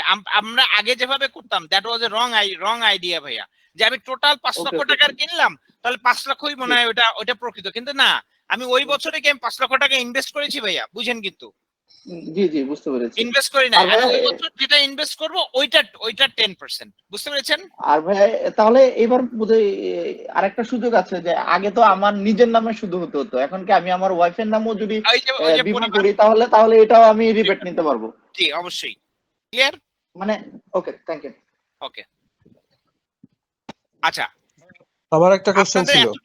বলেন ভাইয়া প্লিজ। আমি কিন্তু আরেকটা ট্যাক্স ক্যালকুলেশন জানি দেখাতে পারি। সবাই একটু আমাকে প্রশ্নটা একটু ধরে রাখেন, আমরা এই সেশনের পরে আমি ইয়েটা করব, কারণ আমি আরেকটা ট্যাক্স ক্যালকুলেশন আপনাদের দেখাতে চাই। স্যার দেখাবো?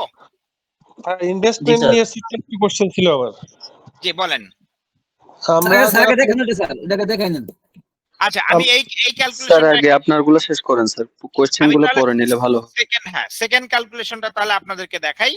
সেকেন্ড ক্যালকুলেশন হচ্ছে নাহান নামের একজন এমপ্লয়ি একটা প্রতিষ্ঠানে কাজ করেন, উনি ফিমেল।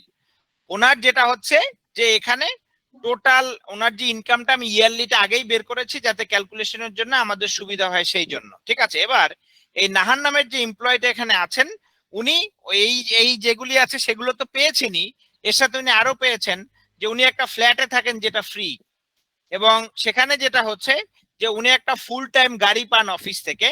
আমি ধরেন এখানে সিসিটা অ্যাড করে দিই, কারণ সিসিটা ছিল না এখানে, আমি ধরেন সিসিটা দিয়ে দিলাম হচ্ছে গিয়ে 1500 সিসি, ঠিক আছে? ধরেন আমি 1500 সিসি দিয়ে দিলাম। তারপরে যেটা হচ্ছে যে উনি প্রভিডেন্ট ফান্ডে কন্ট্রিবিউট করেন, ওনার সেভিং সার্টিফিকেট আছে 2 লক্ষ টাকার। দেখেন আপনারা কেউ এখন গ্রুপে ইয়া করবেন না, একটু আপনারা আমি একটুখানি সময় দিবেন আমাকে। তারপরে যে জিনিসটা হচ্ছে সেভিং সার্টিফিকেট 2 লক্ষ টাকা, তারপরে হচ্ছে আমার WPPF হচ্ছে 70,000 টাকা, আমার ডিপিএস এই যে ভদ্রমহিলার ডিপিএস আছে 1,20,000 টাকা। এই হচ্ছে টোটালটা। এবার আসেন আমি প্রথমে ওনার ইনকামটা একটু বের করি, আমাকে একটু ইয়ে করি। আমি প্রথমে ওনার ইনকামটা বের করে ফেলি। আসেন প্রথমে ওনার ভদ্রমহিলার যে ইনকামটা আছে সেটা একটু নিয়ে নেই আমরা ওনার ইয়ে থেকে। একটা মিনিট, এই যে এখান থেকে আমি জাস্ট ওনার একটা মিনিট, সরি ভাইয়া WPPF টা কি? ওই যে আমাদের প্রফিট শেয়ারের যে বিষয়টা সেটাকে WPPF বলা হয়, ঠিক আছে? জি এবার আসেন, এই হচ্ছে ওনার টোটাল ইনকামটা। প্রথমে যে ইনকামটা আমরা বক্সের মধ্যে পেয়েছি সেই ইনকামটা নিলাম, এখান থেকে মান্থলিটা বাদ দিয়ে আমি ইয়ারলি ইনকামটা ওনার এখানে নিয়ে নিলাম। আসেন জুম করেন স্যার, আমি জুম করতেছি, একটা মিনিট একটু সময় দেন আমাকে। এই যে জুম করে দিলাম। এবার আসেন এখানে ওনার আরো কিছু ইনকাম আছে। কি কি ইনকাম আছে ওনার? উনি একটা যেটা হচ্ছে ফ্ল্যাটে থাকেন। এখন যেটা হচ্ছে যে ফ্ল্যাটের ধরেন আমার তো এখানে কোনো ফিগার আমি দেইনি, এখানে ফ্রি ফ্ল্যাট যেহেতু থাকে উনি ফ্রি ফ্ল্যাটে থাকেন। আমি ধরে নিলাম যে উনি পার মান্থ ফ্ল্যাটের ভাড়া দেন হচ্ছে গিয়ে কত করে, ওনার মালিক ওনার জন্য 20,000 টাকা ফ্ল্যাট ভাড়া দেন, ঠিক আছে? আমি এটা এখানে লিখে দিলাম কারণ আমাকে ভ্যালুটা মেনশন করা ছিল না, আমি আপনাদের সুবিধার জন্য এটা মেনশন করে দিলাম। এবার আসেন এইটা, তাহলে ওনার কি হচ্ছে যে ওনার একটা ফ্ল্যাটের জন্য যে ইনকাম আছে সেটা এখানে দিব। ওনার যদি পার মান্থ 20,000 টাকা করে হয় তাহলে 2,40,000 টাকা করে কি ওনার যেটা হচ্ছে ইয়ারলি। এবার আসেন হ্যাঁ, হাউস রেন্ট, হ্যাঁ অ্যাকোমোডেশন দিতে পারি, হ্যাঁ অ্যাকোমোডেশন দিতে পারি। আমি অ্যাকোমোডেশন সংক্ষেপে লিখে দিলাম। ধরেন অ্যাকোমোডেশনটা কত, এটা হচ্ছে গিয়ে আপনার 2,40,000 টাকা, ঠিক আছে? 2,40,000 টাকা। এরপরে আরো ইনকাম আছে ওনার। কি ইনকাম আছে এখানে দেখি? উনি একটা গাড়ি পান ফ্রি, যেটা হচ্ছে কত সিসি, 1500 সিসির একটা গাড়ি উনি অফিস থেকে পান। এই 1500 সিসির যে গাড়িটার জন্য ওনাকে আরো 10,000 টাকা কি হবে যে এখানে অ্যাড করতে হবে। এবার আসেন 11 নাম্বার হচ্ছে গিয়ে কার, এটার জন্য পাবেন আরো 10,000 টাকা ইনকামে ওনার যোগ হবে, ঠিক আছে? এরপরে আসেন আমরা কি পাবো যে ওনাকে আবার একটু দেখি। ওনার এখানে যেটা আছে সেটা হচ্ছে উনি পিএফ এ কন্ট্রিবিউট করেন 8% বেসিকের, তার মানে পিএফ কন্ট্রিবিউশন এখানে আমরা যেটা দিব সেটা হচ্ছে যে 12 নম্বরে হচ্ছে PF contribution, PF income, PF income এটা হবে গিয়ে ওনার কত পার্সেন্ট? 8%, অর্থাৎ ওনার বেসিক যে স্যালারিটা আছে এখানে এইটার হচ্ছে গিয়ে 8%, 8% এটা হচ্ছে এখানে। কি ব্যাপার, ভ্যালুটা এমন আসলো কেন? স্যার আমি দেখি। স্যার কারেক্টটা 1,20,000 হয় না? 10,000 করে স্যার ইয়ারলি। প্রতি মাসে না তো স্যার, ইয়ারলি একটাই, ইয়ারলি 10,000 আর বেশি না স্যার। ওকে ওকে ওকে স্যার। এটা হবে 6 লক্ষ টাকার 8%, তাই না? 8%। আচ্ছা, এটা ভ্যালু এরকম আসছে বিকজ এখানে কমা দেয়া এই জন্য। আচ্ছা দাঁড়ান একটা মিনিট। নাম্বার ফরম্যাটে। জি বুঝতে পেরেছি। এটা হচ্ছে আমি এখানে করে দিচ্ছি, দাঁড়ান 6 লক্ষ টাকা, তো 6 লক্ষ টাকা এই হচ্ছে 6 লক্ষ গুণন হচ্ছে গিয়ে 8%, 8%। আচ্ছা এটা হচ্ছে 48,000 টাকা। তারপরে ওনার আর ইনকাম কি? ওনার আর একটা ইনকাম আছে WPPF, অর্থাৎ ওনার প্রফিট শেয়ার। জি স্যার বলেন। Saving certificate. স্যার এই যে সেভিং সার্টিফিকেট ইনকাম না স্যার, ওটা ইনভেস্টমেন্ট, মাথায় রাখতে হবে। জি স্যার বলেন। স্যার বেসিক স্যালারি যে আমরা পিএফ আমরা যে 8% ধরেছি, অন্য কিছু প্রতিষ্ঠানে আমরা দিয়ে থেকে হচ্ছে স্যার 10%। স্যার সেটা থেকে 10% ধরবে। 10% হবে জি। ওকে এখানে হচ্ছে প্রফিট শেয়ার। ইন্টারেস্টটা সাথে অ্যাড করে দিতেন। কোনটা ভাইয়া? ইন্টারেস্ট থাকবে না এই জায়গায়? হ্যাঁ, এটা ইন্টারেস্ট যেহেতু এখন এখানে মেনশন করা নেই, এই জন্য আমরা এটা স্কিপ করলাম। ঠিক আছে, যদি থাকে আপনি অবশ্যই সেটা দিয়ে দিবেন।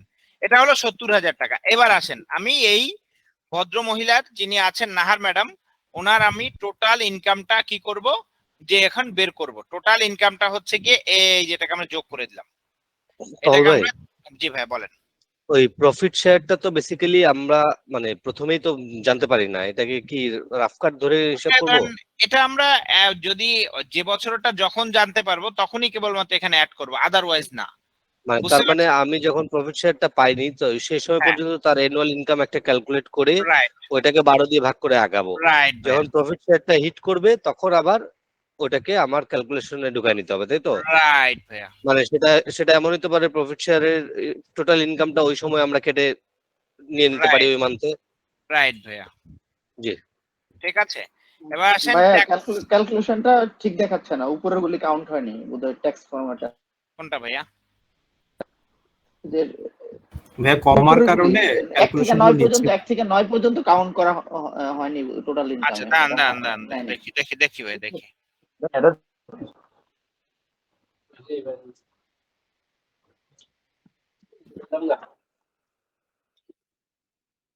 নাম্বার ফরম্যাটটা কোথায়? ফরম্যাট সেলে গেলে রাইট, নাম্বার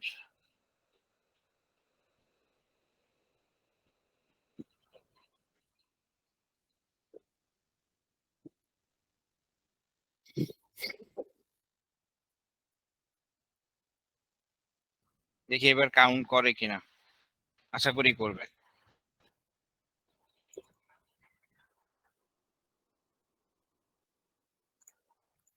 এগুলো তো উঠে দেওয়া যায়, দাঁড়ান একটা মিনিট ভাইয়া দেখি সহজে ঠিক করা যায় কিনা।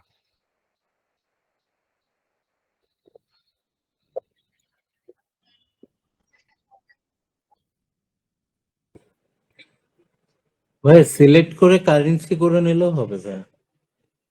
কারেন্সি করে নিলে হবে? আচ্ছা ভাই দেখি, এটা যেহেতু করে ফেলছি এতটুকু, এটা বাকিটুকু করে ফেলি দেখি। আচ্ছা এখন কি হইলো কিনা, এবার মনে হয়ে গেছে ভাইয়া, তাই না? দেখি টোটালটা একটু যোগ করে ভাইয়া, টোটালটা যোগ করে, না এখনো হয়নি। দেন সিলেক্ট করে কারেন্সি করে দেখি, তাহলে ফরম্যাট যেহেতু কারেন্সি বললেন করলাম, কি হয় আল্লাহ জানে। দাঁড়ান দেখি একটু ভাইয়া, এবার কি হয়েছে ভাইয়া দেখেন তো। 20 লক্ষ এবারও মনে হয় না। দাঁড়ান, ওখানে সামের সূত্র বোধহয় দেওয়া নাই। সামের সূত্র দেয়া নাই ভাইয়া, দাঁড়ান দেখি। 9 24 এবার হয়েছে মনে না? হয় হয়েছে, এবার হয়েছে, রাইট। আচ্ছা 20,58,000 টাকা, তাই না? এবার আসেন, এটাকে আমরা কি করব, 3 ভাগ করব। যে এই যে অ্যামাউন্টটা আছে এই অ্যামাউন্টটাকে আমরা স্ট্রেইট এখান থেকে, দাঁড়ান একটা মিনিট, এটা একটু সাইজ করে নেই।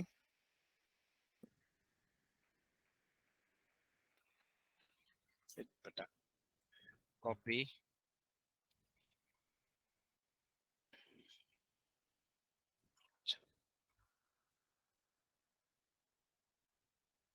আচ্ছা এবার আমি এখানে নিলাম এই অ্যামাউন্টটাকে কি করব, প্রথমত যেটা হচ্ছে যে এটাকে 3 ভাগ করব। তাহলে 3 ভাগ করলে আমার কতটুকু আসে সেটা একটু দেখি। এটাকে ভাগ করলাম হচ্ছে গিয়ে 3 দিয়ে, তাহলে যে অ্যামাউন্টটা আসলো সেটা হচ্ছে এটা, যেটা 6,86,000, রাইট 86,000 টাকা। তাহলে এখানে আমি তো এখন বুঝতেই পারছি যে 4.5 লাখ টাকা কি এটার মধ্যে কম না স্যার, বলেন তো?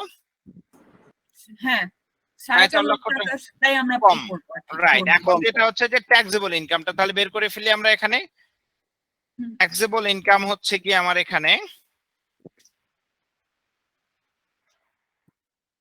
ট্যাক্সেবল ইনকাম, একটা মিনিট একটু সময় দিবেন।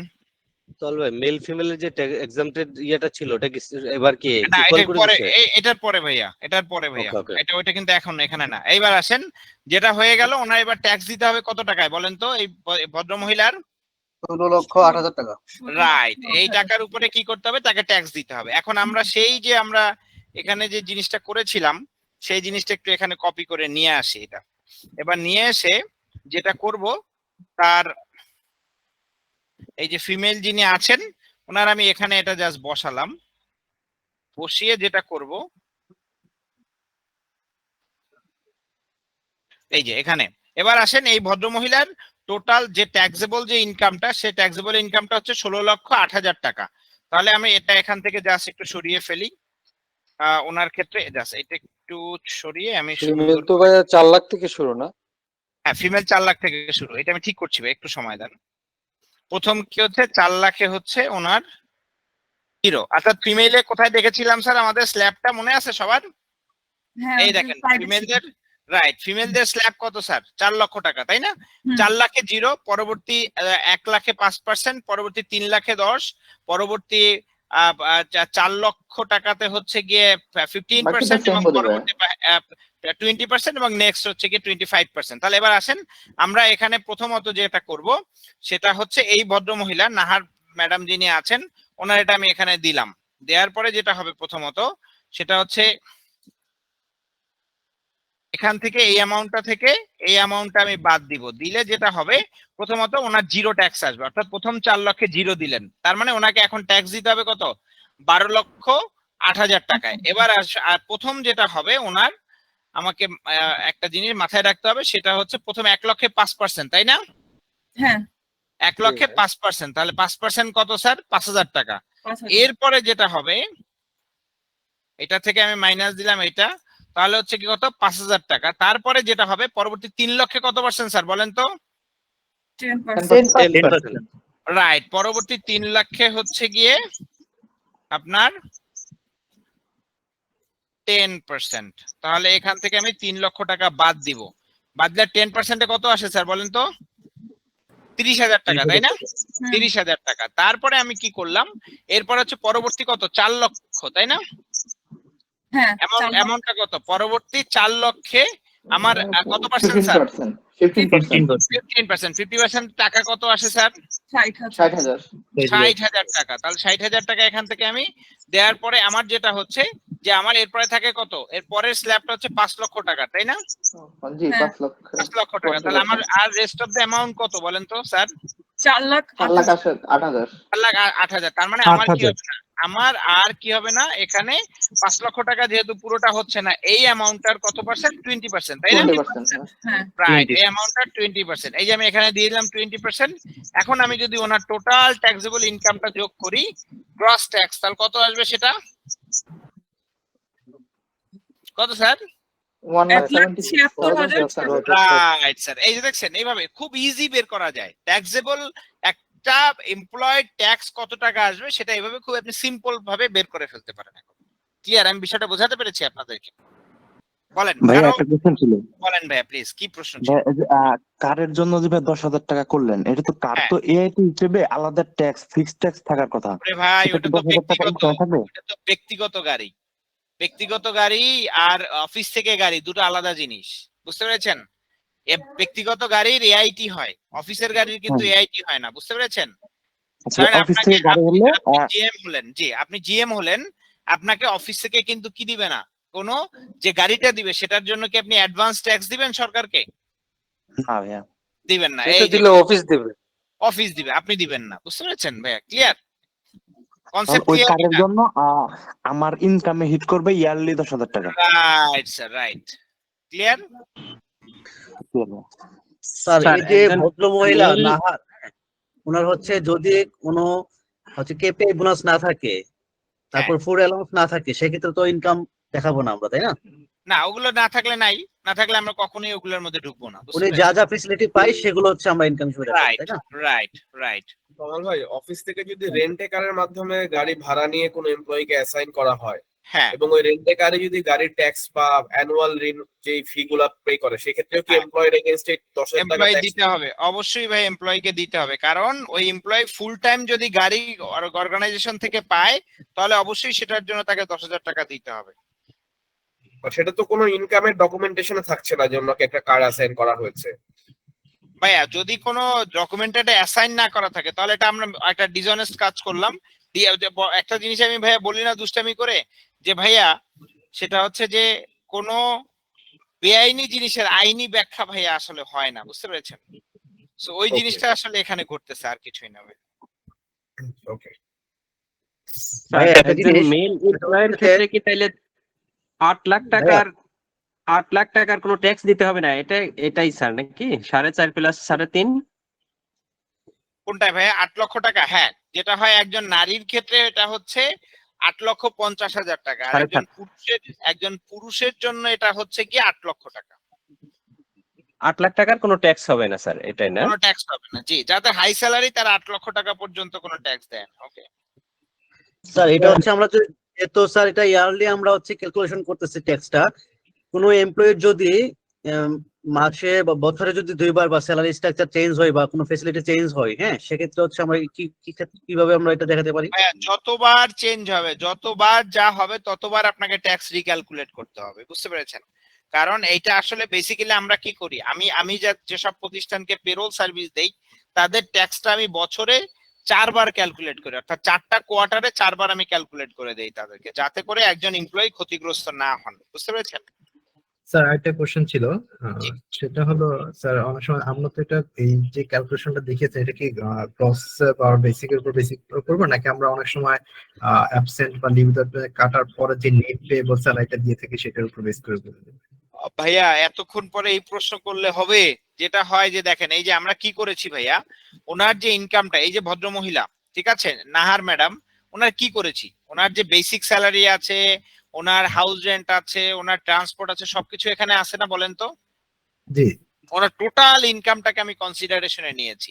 এটা what ever it is basic, what ever it is house rent, যা কিছুই হোক, অর্থাৎ উনি যদি অর্গানাইজেশন থেকে 50 পয়সাও পায় তাহলে সেটা আমরা কি করব, টোটাল ইনকামে হিসাব করব, বুঝতে পেরেছেন ভাইয়া? জি স্যার, এটা বুঝতে পেরেছি। আপনার মাথায় কোন জিনিসটা ঘুরতেছে আমি বুঝতেছি। আগে তো অনেকগুলি স্ল্যাব ছিল, তাই না? অনেক কিছু ছিল এখানে, এখন আর ওগুলো কিচ্ছু নাই। টোটাল ইনকাম ওটাকে 3টা ভাগ করে ফেলবেন, 3 ভাগের 1 ভাগ অথবা 4.5 লক্ষ টাকা, দুইটার মধ্যে যেটা কম হবে সেটা আপনি কি করবেন, ওই ইনকাম থেকে বাদ দিয়ে দিবেন, এরপরে এটাকে সুন্দর করে স্ল্যাবে ফেলে দিবেন। স্ল্যাবে ফেলে দিলে আপনার ট্যাক্স বেরিয়ে আসবে, ঠিক আছে? ঠিক আছে। আরেকটা অফ টপিক কোশ্চেন, সেটা হচ্ছে যে যদি আমরা ভুলবশত কোনো এমপ্লয়ির 2 লাখ টাকা কাটার কথা বছরে, বাট আমরা 2,20,000 কেটে ফেলেছি, জি, এটা কি পরের বছরে অ্যাডজাস্টমেন্টের কোনো ওয়ে আছে কিনা? আপনার কোনো অ্যাডজাস্টমেন্টের সুযোগ নাই। এমপ্লয়ি যেটা করবেন, উনি ওনার যে ট্যাক্স ফাইল আছে সেখানে উনি প্রত্যর্পণ হিসাবে এটা দাবি করবে, ঠিক আছে, রিফান্ড হিসাবে দাবি করবে, এবং পরবর্তী বছরের ফাইল যখন সাবমিট করবে সেখানে উনি এই ফাইলটাকে ওই ফাইলের সঙ্গে অ্যাটাচ করে দিয়ে তিনি প্রত্যর্পণ হিসাবে দাবি করবে। আপনি এটা করতে পারবেন না যে গত বছর পেরোল থেকে আমি বেশি কেটেছি বলে এই বছর পেরোল থেকে কম কাটবো তাকে কম্পেনসেট করার জন্য। দেয়ার ইজ নো ওয়ে ভাইয়া। বাট তাহলে তো এমপ্লয়ি দিন শেষে ক্ষতিগ্রস্ত হচ্ছে, কারণ পরের বছরে সে তার ট্যাক্স তো আবার আমিই কাটছি। নো ভাইয়া, উনি ক্ষতিগ্রস্ত হচ্ছে না, ওই যে প্রত্যার্পণটা যেটা নিচ্ছে ভাইয়া, তাই না? ওই প্রত্যার্পণ, যেটা প্রত্যার্পণ মানে কি ভাইয়া? রিফান্ড, বাংলায় বলে কি, ইংলিশে বলে রিফান্ড। ওই রিফান্ডটা সে পরবর্তী বছরে নিয়ে নিবে, তাহলেই তো হয়ে গেল ভাইয়া। এবং ওখানে এই বছরে সে ট্যাক্সটা 20,000 টাকা কম দিবে, তাহলে তো হয়ে গেল। ক্লিয়ার তানভীর ভাই?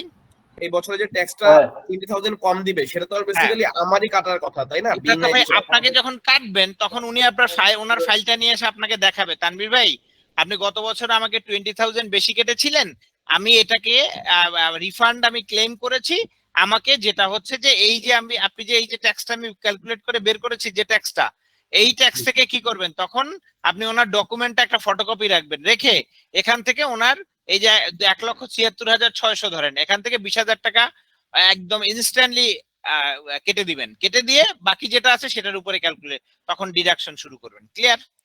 ঠিক আছে, ওকে ভাই। আচ্ছা আমি আরেকটু বুঝিয়ে দিই স্যার, একটু প্রশ্নগুলো একটু ধরে রাখেন, কারণ কি আমার এখনো অনেক কিছু বলার আছে স্যার। ওকে, একটুখানি ধরে রাখেন, আমি একটু আসতেছি আপনাদের কাছে। এবার আসেন স্যার, যে বিষয়টা নিয়ে আমরা কথা বলবো সেটা হচ্ছে মিনিমাম ট্যাক্স।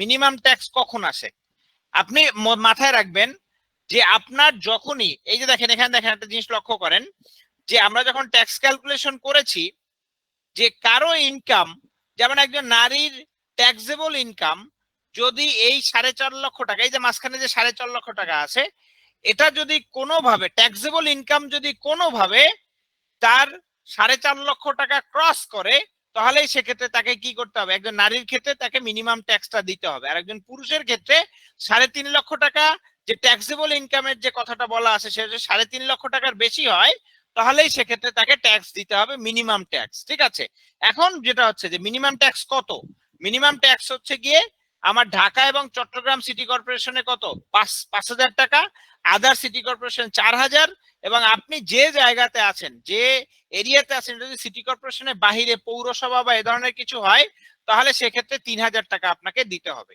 বিষয়টা ক্লিয়ার? জি ভাইয়া, তাহলে দ্যাট মিন্স ভাইয়া হচ্ছে পুরুষের ক্ষেত্রে 7.5 লাখ টাকা টোটাল ইনকাম, আর হচ্ছে নারীর ক্ষেত্রে 8 লাখ টাকা হলেই হচ্ছে আমাকে মিনিমাম ট্যাক্স দিতে হবে। জি, বুঝতে পারছেন? বিষয়টা হচ্ছে মিনিমাম ট্যাক্সটা, ট্যাক্সেবল ইনকামটা যখন বের করলেন, যদি দেখেন যে ওনার যে সিলিংটা আছে, এই সিলিংটা ক্রস করে যদি কোনো ইনকাম থাকে, তাহলে তাকে মিনিমাম ট্যাক্সটা দিতে হবে। ঠিক আছে? আরেকটা কোশ্চেন আছে, মিনিমাম ট্যাক্সটা আমার কখন টিম আসে ভাই আমি সার্টিফিকেট হচ্ছে বুঝতে পারি ঢাকা বেসড, কিন্তু আমি টেরিটরি ম্যানেজার হিসেবে আমি কাজ করছি সাপোজ ধরেন অন্য এক জায়গায় রংপুরে, সেই ক্ষেত্রে কি আমার ট্যাক্সের ওই অ্যাডজাস্টমেন্টটা ওইভাবেই হবে নাকি? হ্যাঁ, source of income place matters. আপনার ইনকাম প্লেস যদি হয় নারায়ণগঞ্জ, তাহলে নারায়ণগঞ্জ সিটি কর্পোরেশনে যা আছে তাই। আপনার প্লেস অফ ইনকাম যদি হয় যে চট্টগ্রামে আপনি কাজ করেন, চট্টগ্রাম থেকে বেতন পান, তাহলে চট্টগ্রামের সিটি কর্পোরেশন। ঠিক আছে? ও সো আমি যদি ঢাকায় হেড অফিস হই বা রংপুরে আমি এখন পোস্টিং নিয়েছি, আমার ঢাকার উপরেই বেস করে কাটা হবে, তাই তো? জি ভাইয়া, এই যে এটা হচ্ছে বিষয়। রিটার্ন কি লাগবে? কর্পোরেশনের জিরো রিটার্ন? বুঝিনি ভাইয়া। জিরো রিটার্ন কি লাগবে কিনা? ভাই আপনার যদি পূর্ববর্তী বছরে ট্যাক্স থাকে, এই বছরে যদি ট্যাক্স না থাকে, তাহলে অবশ্যই জিরো রিটার্ন দিতে হবে। আর আপনি এমপ্লয়ি হলে অবশ্যই আপনাকে জিরো রিটার্ন মেইনটেইন করতে হবে। ওকে, ক্লিয়ার। হ্যাঁ, এখন যদি আমার অফিস মনে করেন যে গুলশানে থাকে, তখন যদি এরকম হয়, তাহলে তখন কি আমি করব, মানে এই টাকাটা আমার কেটে নিবে, এরকম কিছু যদি সিটি কর্পোরেশনের মধ্যে পড়ে? হ্যালো,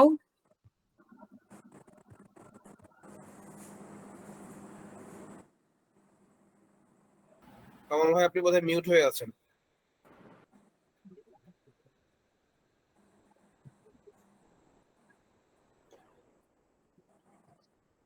এই কোশ্চেনটার অ্যানসারটা আমি দিতে পারবো। আমি তোমার ভাইয়ের কাছে এর আগে স্যালারি ইনকাম ট্যাক্সের একটা কোর্স করেছি।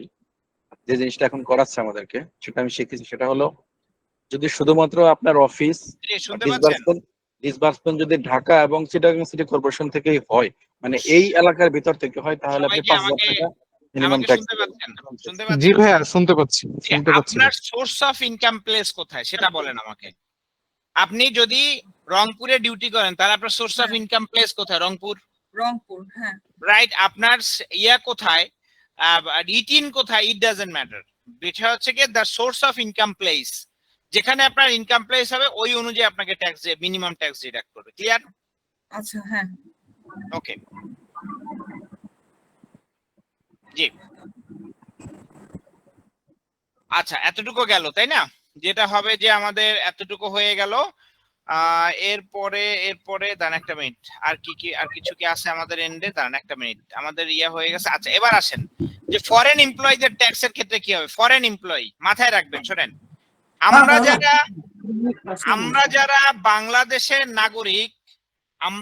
বাংলাদেশের নাগরিক বা জন্মসূত্রে আমি বাঙালি, যদি মানে বাঙালি না বাংলাদেশি যদি হই, তাহলে সেক্ষেত্রে সবসময় আপনাকে মাথায় রাখতে হবে যে আমি সারা জীবন এই যে এখানে নারী পুরুষের জন্য যে ট্যাক্স স্ল্যাবের কথা বলা হয়েছে, এই যে নারী পুরুষের যে ট্যাক্স স্ল্যাব, এই স্ল্যাবের অনুযায়ী আমি কি করব, ওই বছরে যেটা থাকবে সেই অনুযায়ী দিতে পারবো। কিন্তু আমি একজন বিদেশি, আমি যদি কোনো বিদেশি হই, তাহলে সেক্ষেত্রে আমার ক্ষেত্রে যেটা হচ্ছে যে ট্যাক্স দেওয়ার ক্ষেত্রে আমার একজন বিদেশি চাইলে একজন বাংলাদেশির মতো করে ট্যাক্স দিতে পারবে। কিন্তু কিভাবে, সেখানে দুটো শর্ত আছে। একটা অর্থ বছরে যদি একজন অর্থ বছর মানে কি জুন টু জুলাই, যদি একটা অর্থ বছরে একজন এমপ্লয়ি বাংলাদেশে যেটা হচ্ছে যে 183 ডেজ যদি বাংলাদেশে অবস্থান করে, তাহলে তিনি একজন বাঙালি, আমি একজন বাংলাদেশি হিসাবে যে ট্যাক্সের স্ল্যাব পাবো, উনিও সেটা পাবে। আরো একটা কন্ডিশন আছে, বলেছে যে যদি আপনি প্রথমটা কমপ্লাই না করেন, তাহলে পূর্ববর্তী 4 বছরে সব মিলিয়ে 365 দিন, এবং যে অর্থ বছরে আপনি ট্যাক্স দিবেন, সেই অর্থ বছরে আপনি যে ট্যাক্সটা দিবেন সেই অর্থ বছরে 90 দিন বাংলাদেশে থাকতে হবে ন্যূনতম। এই দুটো কন্ডিশনে একটা যদি কোনো ফরেনার ফুলফিল করে, তাহলে সে রেসিডেন্ট হিসাবে কি পাবে, ট্যাক্সের মর্যাদা পাবে। বিষয়টা বুঝে কি হিসাবে, রেসিডেন্ট হিসাবে। ঠিক আছে, এটা একটা বিষয়। আর একটা বিষয় হচ্ছে গিয়ে, যেখানে খুবই ইম্পর্টেন্ট একটা বিষয় মাথায় রাখবেন। এখন আমি কি করলাম, এই যে কন্ডিশন দুটো আছে এটা ফুলফিল করতে পারলাম না ফরেনার হিসাবে, তাহলে কি হবে? বিষয়টা হচ্ছে একজন ফরেনার যা টাকা ইনকাম করুক, সেটা 100 টাকা ইনকাম করলে ওনার কাছ থেকে 30% আপনি কেটে নেবেন। অর্থাৎ উনি যদি 1 লক্ষ টাকা ইনকাম করে, 30,000 টাকা কেটে নিয়ে যাবেন। ঠিক আছে, অর্থাৎ 30% হারে ওনাকে ডিরেক্ট কাটবেন। ওনার কোনো সিলিং নেই, কোনো ছাড় নেই, কোনো বাট্টা নেই, কোনো কিছু নেই, একদম ডিরেক্ট ওনার টোটাল ইনকামটা যোগ করে 30% কেটে দিবেন। ক্লিয়ার? এর জন্য কি বলেছিলেন যে বাইরে নিয়ে যেতে পারবে? জি ভাইয়া বলেন। এই জন্যই বলেছিলেন যে 70% টাকা উনি দেশের বাইরে নিয়ে যেতে পারবেন। রাইট। যেটা হয় যদি উনি একজন হন, যেটা হচ্ছে যে নন রেসিডেন্ট, মানে একজন ফরেনার হন, যিনি বাংলাদেশে নাগরিক না বা বাংলাদেশে বসবাস করেন না। এরকম যেমন শাহরুখ খান যদি ঢাকায় একটা শো করে, ধরেন আসলো শাহরুখ খান কোন একটা প্রতিষ্ঠানের হয়ে যদি কোনো শো করে সে, তাহলে সেক্ষেত্রে ধরেন কোন একটা প্রতিষ্ঠানের এমপ্লয়ি হিসেবে সে এখানে শো করলো, শাহরুখ খান যা ইনকাম করবে সেই ইনকামের 30% আপনি ডিরেক্টলি কেটে রেখে দিবেন। শেষ, ডান। বুঝতে পেরেছেন? ক্লিয়ার? ভাইয়া সেকেন্ড শর্তটা একটু আরেকবার বলবেন? সেকেন্ড শর্তটা হচ্ছে গিয়ে পূর্ববর্তী 4 বছরে টোটাল 365 দিন, এবং ওই যে অর্থ বছরে আপনি ট্যাক্সটা দিবেন, ওই অর্থ বছরে ন্যূনতম 90 দিন তাকে বাংলাদেশে অবস্থান করতে হবে। 4 বছর প্লাস ওই অর্থ বছরে 90 দিন। 90 দিন, জি। আচ্ছা, ঠিক আছে। তাহলে এটা হলে তো ভাইয়া তখন আমি আর 30% ওর জন্য অ্যাপ্লিকেবল হবে না। তখন আমি নরমাল রেসিডেন্টদের মতো কমপ্লাই করে, তাহলে এই যে লোকাল বাংলাদেশীর মতো এইভাবে করে ওনাকে দিয়ে দিবেন। ক্লিয়ার? ওকে, ক্লিয়ার, ডান। আচ্ছা, আমি এখন আমার ট্যাক্সের পার্ট এখানে শেষ। আমি প্রশ্ন একটু পরে নিব। আমার একটা কোয়েশ্চেন আছে। জি বলেন প্লিজ।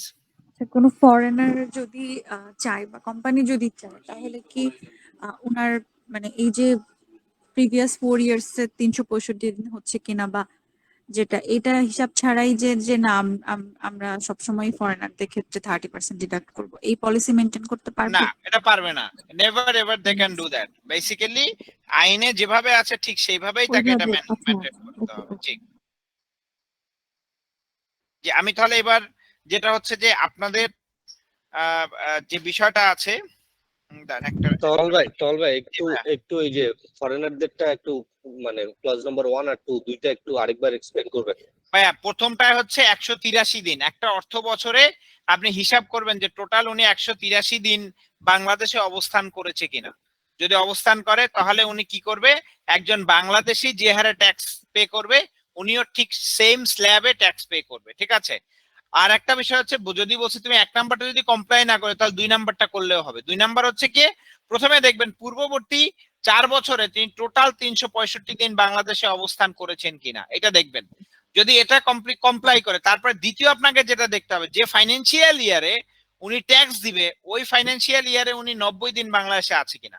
এই দুটো যদি হয়, কমপ্লাই হয়, তাহলে আপনি কি করবেন, ওনাকে আমাদের বাংলাদেশিদের মতো ট্যাক্স যে স্ল্যাব আছে সেই স্ল্যাবে ফেলে ওনাকে ডিডাকশন করবেন, ঠিক আছে। ওকে, এখন মনে করেন আমি ওনাকে হচ্ছে টানা থাকতে হবে বাংলাদেশে, তাই না? টানা থাকতে হবে কনজিকিউটিভ ডেজ, অথবা ভেঙে ভেঙে 90 দিন থাকলে হবে, সমস্যা নেই, 1 বছরের মধ্যে, ওই অর্থ বছরের মধ্যে। তল ভাই এখন মনে করেন যে কোনো একটা এমপ্লয়ি ফরেনার আর কি আসছে আমার কোম্পানিতে ফর নেক্সট 6 মান্থসের একটা প্রজেক্টের জন্য আসছে। সো নেক্সট 6 মান্থের একটা প্রজেক্টের জন্য যদি আসে তাহলে তার ক্ষেত্রে কেসটা কি রকম হবে?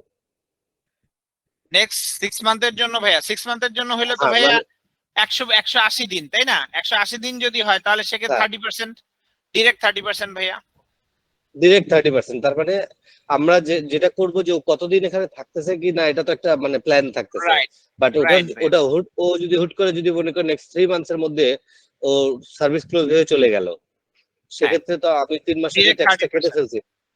হ্যাঁ, ডিরেক্ট তো দেখালাম না। জি বলেন ভাইয়া। জি না, আরে রিয়াত এটা দেখান রিবেটটা। আচ্ছা চল ভাই এখন হ্যাঁ বলেন ভাই, আপনি বলেন ভাই। সেলিম ভাই বলেন। হ্যাঁ, আমি যেটা আরেকটা যদি কেস আমি চিন্তা করি যে কোনো একটা ফরেনার আমার এখানে আসছে এবং এটা মেবি আসছে ফর নট ফর মেনশনিং, মনে করেন যে 2 or 3 ইয়ার্স এর সার্ভিসের জন্য আসছে। সো আসার পর ওর ট্যাক্স ক্যালকুলেশনটা তখন আমরা কি এই স্ল্যাবে ফলাবো, ওই যে কন্ডিশন নাম্বার 1? 9 মাসের যদি আসে ভাইয়া, তাই না? না মানে যদি ও 2-3 বছরের জন্য আসছে, মনে করেন এখনো ফিক্সড না আসছে, না 2-3 বছরের জন্য আসছে ভাইয়া, কিন্তু আপনাকে দেখতে হবে যে ফাইন্যান্সিয়াল ইয়ারে আপনি তাকে ট্যাক্সটা ক্যালকুলেট করবেন, তাই না? ও ধরলেন ভাইয়া আসলো জানুয়ারির 15 তারিখে আসলো, ঠিক আছে। তাহলে এই ধরনের এইটাই ধরেন এই যে ফাইন্যান্সিয়াল ইয়ারটা 22-23 ফাইন্যান্সিয়াল ইয়ারে ও জানুয়ারির 15 তারিখে বাংলাদেশে ঢুকলো, তাহলে এই যে জানুয়ারি থেকে ওর জুন পর্যন্ত যে সময়টা আছে এই সময়টাতে ও যা বেতন পাবে প্রত্যেকটার ক্ষেত্রে আপনাকে সমানে 30% করে কেটে ফেলতে হবে ভাইয়া, বুঝতে পেরেছেন? হ্যাঁ, যেটা হচ্ছে যে ওর সমানে প্রতি মাসে মাসে যা বেতন পাবে তার সেখানে টিডিএস কাটবেন হচ্ছে গিয়ে আপনি 30% করে কেটে দিবেন, ঠিক আছে। সো এটা গেল হচ্ছে কি আপনার একটা জায়গা, হ্যাঁ, এইভাবে করে কেটে দিবেন। এর পরের বছর যেটা আছে ওই পরের বছর দেখবেন যে ও 15 দিন যদি আর বাংলাদেশে থাকে তাহলে কিন্তু ওর 180 দিন হয়ে গেছে, তাই না? 15 আর 3 18 দিন বাংলাদেশে থাকলেই তখনই ও বাংলাদেশের যে ট্যাক্স স্ল্যাব আছে সেই ট্যাক্স স্ল্যাবে ঢুকে যাবে, অর্থাৎ 2023-24 অর্থ বছরে গিয়ে সে বাংলাদেশিদের মতো করে ট্যাক্স দেওয়া শুরু করবে। ক্লিয়ার? জি ভাইয়া। জি, ওকে। এই হচ্ছে কি টোটাল বিষয়টা। এবার আমি ট্যাক্সের বিষয়টা একটু করবো, আমি প্রশ্ন আপনাদের নিব। শোনেন, আমার আসলে এই কোর্সটা এত পড়ানোর জিনিস আমি আসলে পড়িয়ে শেষ করতে পারি না।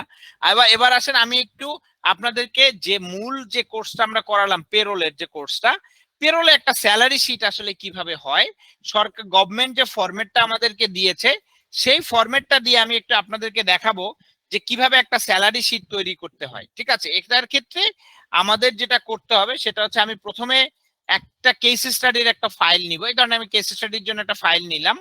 আর একটা জিনিস নিব, সেটা হচ্ছে যে আমার গভর্নমেন্টের যে ইয়েটা আছে, প্রেসক্রাইব যে ফরম্যাটটা আছে স্যালারি শিটের, একটা মিনিট,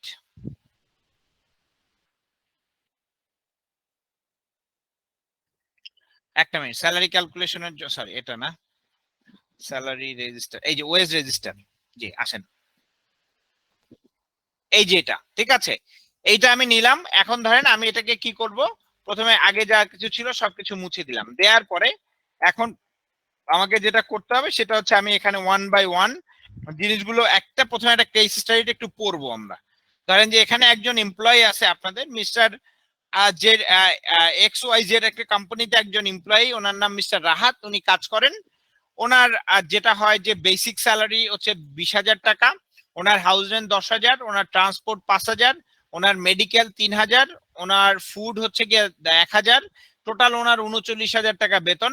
এর মধ্যে উনি 5 দিন করেছেন অ্যাবসেন্ট। দেখেন কিন্তু উনি 5 দিন কি করেছেন, অ্যাবসেন্ট করেছেন।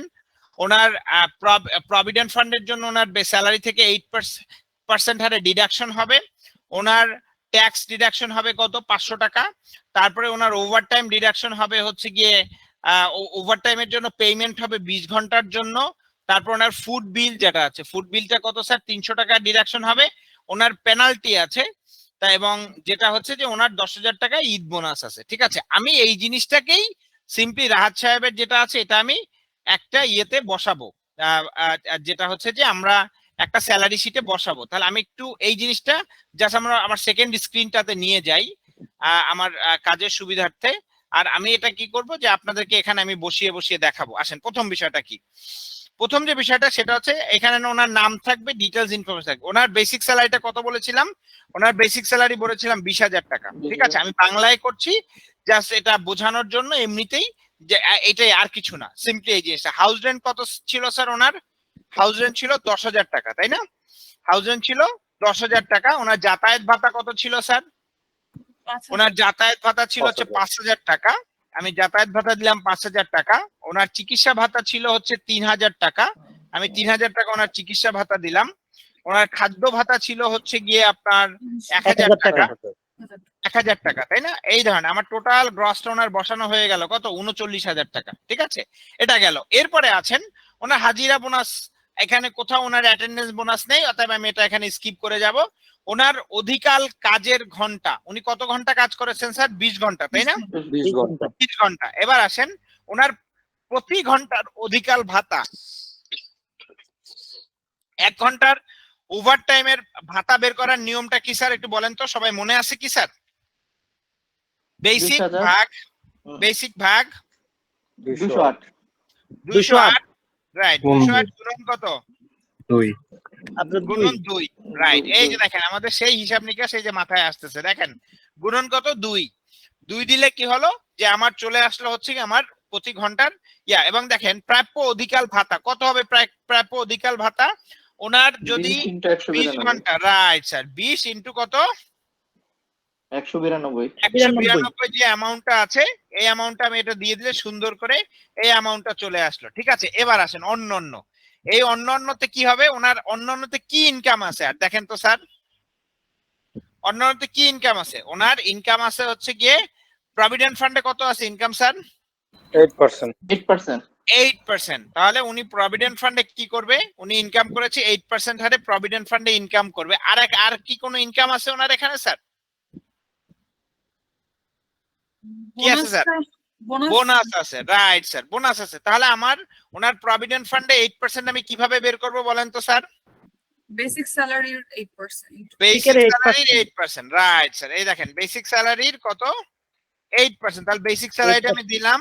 এবার কি করব, এটা আমার আমি দিলাম 8%। তাহলে 8% দিলে যেটা হবে, দাঁড়ান একটা মিনিট 20,000 এটার হচ্ছে গিয়ে একটা মিনিট, আমি একটু অন্যভাবে করি, এই জায়গায় করি, এখানে দেন 20,000 গুণন 8% কত আসে, 1,600 টাকা, তাই না? তাহলে 1,600 টাকা আসবে কি ওনার প্রতি মাসে প্রভিডেন্ট ফান্ডের জন্য ডিডাক্ট করবে। তাহলে 1,600 আর হচ্ছে গিয়ে ওনার বোনাসটা কত, বোনাসটা হচ্ছে গিয়ে ওনার 10,000 টাকা, তাই না? তাহলে বোনাসের অ্যামাউন্টটা হচ্ছে 10,000 টাকা। আমি এখানে কি করলাম, যোগ করে দিলাম। তাহলে ওনার টোটাল কত হলো স্যার বলেন তো, 11,600 টাকা, তাই না? 11,600 টাকা। এবার আসেন এখন ওনার তাহলে টোটাল ইনকামটা কত হলো সেটা আমরা একটু দেখি। টোটাল মানে যেটাকে আমরা বলছি যে আমরা বলেছিলাম না যে আমাদের অনুযায়ী প্রথমে হচ্ছে গিয়ে ওনার যেটা হচ্ছে যে প্রি পেরোলের যে কাজটা, এতটুকু পর্যন্ত আমাদের প্রি পেরোলে এই যে মোটটা যখন আমরা যোগ করে ফেলবো তখন আমাদের প্রি পেরোলের কাজটা শেষ হয়ে যাবে। এটা আমি কি করলাম, যোগ করলাম তারপরে আমি এটা যোগ করলাম, তারপরে আমি এই 4টা কি করলাম, যোগ করলাম। ঠিক আছে, যোগ করার পরে আমি টোটালটা দিলাম। কত যোগ হলো ওনার? না দাঁড়ান একটা মিনিট, একটু ভুল হয়েছে, সরি একটা আমার একটু ভুল হয়েছে এখানে, সরি। আচ্ছা আমি আবার দিচ্ছি। প্রথমত হচ্ছে এই অ্যামাউন্টটা যোগ হচ্ছে এই অ্যামাউন্টটা, তারপরে হচ্ছে যোগ 20,000 টাকা, যোগ হচ্ছে গিয়ে আমার 10,000, প্লাস যোগ হবে গিয়ে আমার 5,000, প্লাস যোগ হবে আমার 3,000, তারপরে প্লাস যোগ হবে আমার 1,000। অর্থাৎ এই টোটালটা আমি যোগ করলাম। কত স্যার ওনার টোটাল ইনকামটা কত হলো? 54,446। রাইট স্যার, এটা হলো টোটাল ওনার ইনকামটা। এবার আসেন আমরা যেটা করব যে ওনার, জি ভাই বলেন। চল ভাই, আমরা যে ওই যে অন্যান্যর মধ্যে যে আপনি প্রভিডেন্ট ফান্ড 8%টা নিছেন, হ্যাঁ, তো এটাকে কি ইনকাম হিসাবে নিচ্ছেন? ভাই প্রভিডেন্ট ফান্ড যেটা হবে, উনি যেটা দিচ্ছেন তাই না, ওনার যেটা হচ্ছে প্রভিডেন্ট ফান্ড থেকে, আচ্ছা ছোট্ট একটা বিষয়, সরি আমার একটু এই জিনিসটা একটু ইয়া হয়েছে, যে ওলট পালট হয়েছে। রাইট, এটা প্রভিডেন্ট ফান্ড হবে ডিডাকশনে চলে যাবে তাই না, এটা প্রভিডেন্ট ফান্ডটা চলে যাবে ডিডাকশনে। তার মানে এখানে শুধুমাত্র বোনাসটা আসবে। বোনাসটা কত আসবে? 10,000 টাকা আসবে তাই না। এবার যেটা হচ্ছে যে আমি ওই কথার ইয়ের মধ্যে এটা ওখানে চলে গেছে ভুলে। এবার দেখেন বিষয়টা যে এখানে টোটাল কত হলো ওনার ইনকাম, 52,800 কত 46 টাকা। এবার আসেন ওনার ডিডাকশন গুলি কি কি হবে। ওনার ডিডাকশনের মধ্যে প্রথম আসেন 5 ডেজ এর কি হবে, ওনার অ্যাবসেন্টিজমের জন্য ডিডাকশন হবে। তাহলে ডিডাকশন অ্যাবসেন্টিজমের জন্য ডিডাকশনটা কি শিখেছিলাম আমরা? বেসিক স্যালারিকে কি করতে হবে বলেন তো? Divided by 8। নো ভাইয়া, বেসিক ডিভাইডেড বাই কত? 30 ডিভাইডেড বাই মাল্টিপ্লাইড বাই কত? 5। রাইট, এই যে মনে পড়ছে না অনেকেরই, এই যে অ্যাবসেন্টিজম ডিডাকশন কিভাবে বের করলাম? Basic divided by 30 multiplied by কত? 5, এটা পেয়ে গেলাম। এবার আসেন আমার প্রভিডেন্ট ফান্ড। আমরা প্রভিডেন্ট ফান্ড ইতিপূর্বে হিসাব করে ফেলেছিলাম তাই না? হ্যাঁ 5 ডেজ অ্যাবসেন্ট ছিল। 5 ডেজ অ্যাবসেন্ট ছিল, জি এইজন্য যে 5 দিয়ে গুণন দিলাম তাই না। জি জি জি। কোন মাসে যদি 31 এ মাস যায় সেক্ষেত্রে কি হবে? তার whatever it is, basic কে 30 দিয়ে ভাগ করতে হবে। ঠিক আছে, কোথায় আছে এটা আমি তখন পড়িয়েছিলাম, 115 বিধিমালা যেখানে আছে সেখানে ডিডাকশন শিখিয়েছিলাম আপনাদের, মনে আছে? আমি কিন্তু প্রত্যেকটা জিনিস আলাদা আলাদা ভাবে পড়িয়েছি। গেল এটা। এবার আসেন কন্ট্রিবিউশনের, পিএফ কন্ট্রিবিউশনের টাকাটা কি হবে ওনার? এবার এটা আমরা ইতিপূর্বেই শিখেছিলাম যে পিএফ কন্ট্রিবিউশনের টাকাটা হবে গিয়ে 1600 টাকা তাই না। তাহলে আমি এটা কিভাবে বের করেছিলাম পিএফ এর টাকাটা? বেসিকের ইনটু 8%। হ্যাঁ, যেটা হবে যে গুণন 8%, এই যে 8% এর টাকা 1600 টাকা। এবার ওনার ট্যাক্স ডিডাকশন হবে কত? 500 এটা বলাই। ওনার ট্যাক্স ডিডাকশন হবে 500 টাকা। ঠিক আছে, গেল ট্যাক্স ডিডাকশন। এটাকে ক্যালকুলেট করে একটু দেখানো যায় নাকি? কোনটা ক্যালকুলেট করে দেখবো ভাই? 500 কি ভাই, এটা তো ধরা আছে। এটা তো ভাইয়া ধরেন ট্যাক্সটা আমি ক্যালকুলেশন শিখিয়েছি তাই না, এটা কাল্পনিক, এখানে 500 টাকা ধরেছে। বলেন না, এইখানে একটু ক্যালকুলেশনটা দেখতে পাচ্ছি। এখানে ক্যালকুলেট এখন তো করতে গেলে আবার এটা তো পুরোটা এলোমেলো হয়ে যাবে। আমি তো আপনাদের ট্যাক্স এটা আগে একটু শেষ করেন। ঠিক আছে, আমি তো ইতিপূর্বে ট্যাক্সটা ক্যালকুলেট করেছি, তো আমি এখানে চিন্তা করেছি 500 টাকা, বুঝতে পেরেছেন? এটা হলো বিষয়। এবার আসেন আপনার ফুড বিল হচ্ছে কত টাকা? 300 টাকা। আমি 300 টাকা ফুড বিল এখানে দিলাম। তারপরে হচ্ছে কি ওনার বলা হচ্ছে পেনাল্টির কি নিয়ম শিখিয়েছিলাম স্যার? কি নিয়ম শিখিয়েছিলাম বলেন তো স্যার? একজনকে পেনাল্টি করলেন আপনি, বেসিকের অর্ধেক 1/10। এই যে দেখেন যিনি একজন বলেছেন কিন্তু অর্ধেক, কিন্তু বেসিকের 1/10। বেসিকটাকে আপনি কি করবেন? ভাগ 10 দিলে যে অ্যামাউন্টটা আসবে সেই অ্যামাউন্টটা এখানে কি করবেন? তাকে ডিডাক্ট করবেন তাই না। এরপরে আসেন যেটা হচ্ছে আর কোন ডিডাকশন আছে ওনার, দেখেন তো স্যার আছে স্যার? আমরা তো বেসিক্যালি আপনার সেকেন্ডারি স্ক্রিনটা দেখতে পাচ্ছি না, সো মনে পড়ে না তো। আচ্ছা রাইট, আপনি আমার এটা দেখতে পাচ্ছেন। রাইট, আমি ওটা ভুলে গিয়েছিলাম যে আমার আর নেই, লাস্ট ছিল কি 10,000 টাকা বোনাস ছিল। এই যে আমি আপনাদেরকে সেকেন্ডারি স্ক্রিনটা দেখাচ্ছি, এই দেখেন লাস্ট আমার কি ছিল? এই যে এখানে দেখেন তো এটা আছে আর কোথাও? বোনাস 10,000। রাইট, বোনাস 10,000 তো ইনকামের মধ্যে আমি দিয়ে দিয়েছি, তাই না? শেষ। এবার আসেন যেটা হচ্ছে আমি ওনার এখন যেটা হয় যে গ্রস ইনকাম থেকে নেট ইনকামটা বের করব। অর্থাৎ ওনাকে আমরা বলি না যে টেক হোম স্যালারি, এবার টেক হোম স্যালারিটা আমি কি করব এখানে বের করব। টেক হোম স্যালারিটা বের করব কিভাবে? যে ওনার টোটাল ইনকাম মাইনাস হচ্ছে কি টোটাল কি ডিডাকশন, তাহলে কত আসে স্যার দেখেন তো স্যার? কত আসে? রাইট, 45,113 টাকা আসে।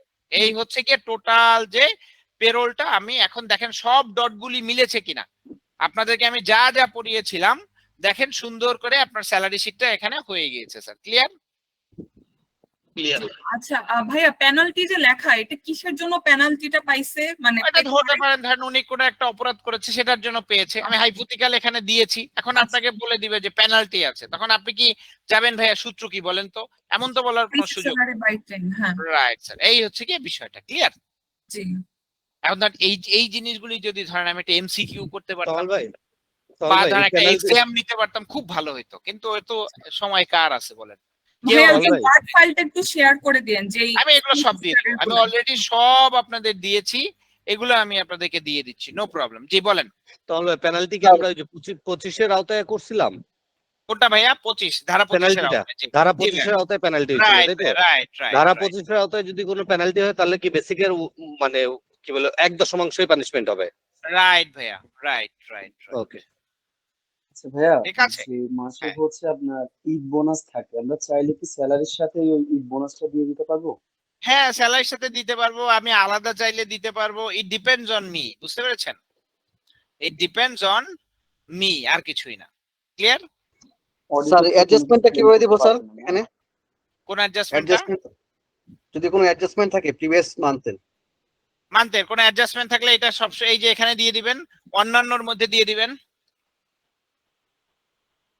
স্যার এখানে যে মিক্স, স্যার এখানে যে মিক্স সাপোজ হচ্ছে আমার অনেক ধরনের অ্যাডজাস্টমেন্ট থাকতে পারে বা আচ্ছা, তাহলে আপনি এখন এই যে আমি এখানে যে এই দেখেন তো আপনার কর্তনের এই নিচে আমি অনেকগুলা ঘর করে দিয়েছি না স্যার? করেছি? তা আপনি অন্যান্যর মধ্যে অনেকগুলা ঘর করে দেন। এখানে 10,000 বোনাস, 10,000 ইনক্রিম, 5,000 ইনক্রিমেন্ট, 5,000 হচ্ছে কি এরিয়ার, এগুলো এভাবে করে দেন, সমস্যা কি? এটা কি স্যার একটা শীটের জন্য, একটা এমপ্লয়ির জন্য একটা শীট? একটা শীট না, একটা এমপ্লয়ির জন্য একটা। এটা আমি হাইপোথিক্যাল আপনাকে দেখাচ্ছি, কাল্পনিক, বুঝতে পেরেছেন?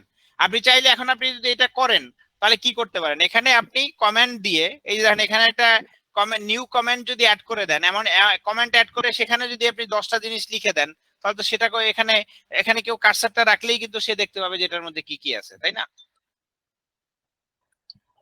বুঝতে পেরেছেন বিষয়টা? স্যার ইনক্রিমেন্ট নিয়ে একটা কোশ্চেন করব। বলেন ইনক্রিমেন্ট নিয়ে প্রশ্ন। আচ্ছা আমি এটা একটু শেষ করে নিই। লুৎফর স্যার প্লিজ আমাকে স্যালারি শিট ক্লিয়ার কিনা সবাই? পেরোল করতে হলে এই জিনিসগুলি খুব সুন্দর করে করবেন, বুঝবেন স্যার। আমি যতটুকু দেখেন স্যার, আমি 10টা দিনে কিন্তু আমি মনে হয় অপ্রয়োজনীয় কথা 5 মিনিট বলছি কিনা তা তো আমার সন্দেহ আছে, কিন্তু আপনারা দেখেন যে পুরো জিনিসটা বুঝতে পেরেছেন কিনা স্যার? স্যার যে একটা যা বললাম সেগুলো বুঝতে পারলেন কিনা বলেন? স্যার যে উপরে লেখাটা সপ্তাহের জন্য হইতে তারিখ পর্যন্ত, এই যে লেখাটা কিসের জন্য স্যার? কোনটা স্যার বলেন, আবার বলেন কোনটা? স্যালারি শিটে এই যে সপ্তাহের জন্য কই এই যে উপরে লেখা স্যার, এইটা স্যার যেটা হচ্ছে স্যার এখানে যে জিনিসটা আছে সেটা হচ্ছে যে যদি আপনি সাপ্তাহিক কোনো এমপ্লয়িকে বেতন দেন, তাই না, তাহলে সেক্ষেত্রে সাপ্তাহিক এমপ্লয়ি যিনি প্রতি সপ্তাহে কাজ করবে সেটার জন্য কতগুলি সপ্তাহের জন্য পেমেন্ট দিচ্ছেন সেটা দিচ্ছেন, এবং কোন সপ্তাহ থেকে কোন সপ্তাহের পেমেন্ট দিচ্ছেন সেটা এখানে বলে দিবেন, বুঝতে পেরেছেন? এবং তারিখ পর্যন্ত সময়ের জন্য এখানে কত তারিখ পর্যন্ত দিচ্ছেন সেটা এখানে বসিয়ে দিবেন, বুঝতে পেরেছেন? ক্লিয়ার? তাহলে ভাই 2টা এক্সেল আসছে, বাকি এগুলা একটু দিয়ে দিবেন নাকি সাথে? আর 2টা এক্সেল ভাই, এই দুটো দিলাম, এই দুটোর মধ্যে ট্যাক্স এবং ইয়ে আছে ভাইয়া, যেটা হচ্ছে যে ট্যাক্স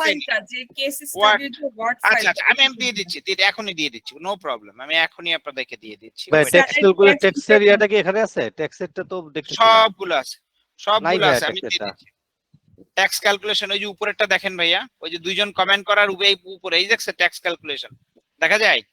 জি জি দেখেন স্ক্রিনে দেখেন, এই যে দেখা যায়। এইবার দিলাম আমি কেস স্টাডি, এবার দিবা আমি স্যালারি স্টাডি। দাঁড়ান একটা মিনিট, আমার কাছ থেকে কোনো কালপণ্য পাবেন না যে ভাইয়া এটা দিতে চাইছেন দেননি, এরকম কোনোদিন হবে না, বুঝতে পেরেছেন? সো যেটা হয় যে পেরোল ক্লিয়ার কিনা, আমি চাই যে আপনারা প্রত্যেকটা মানুষ পেরোল খুব ভালোভাবে করেন।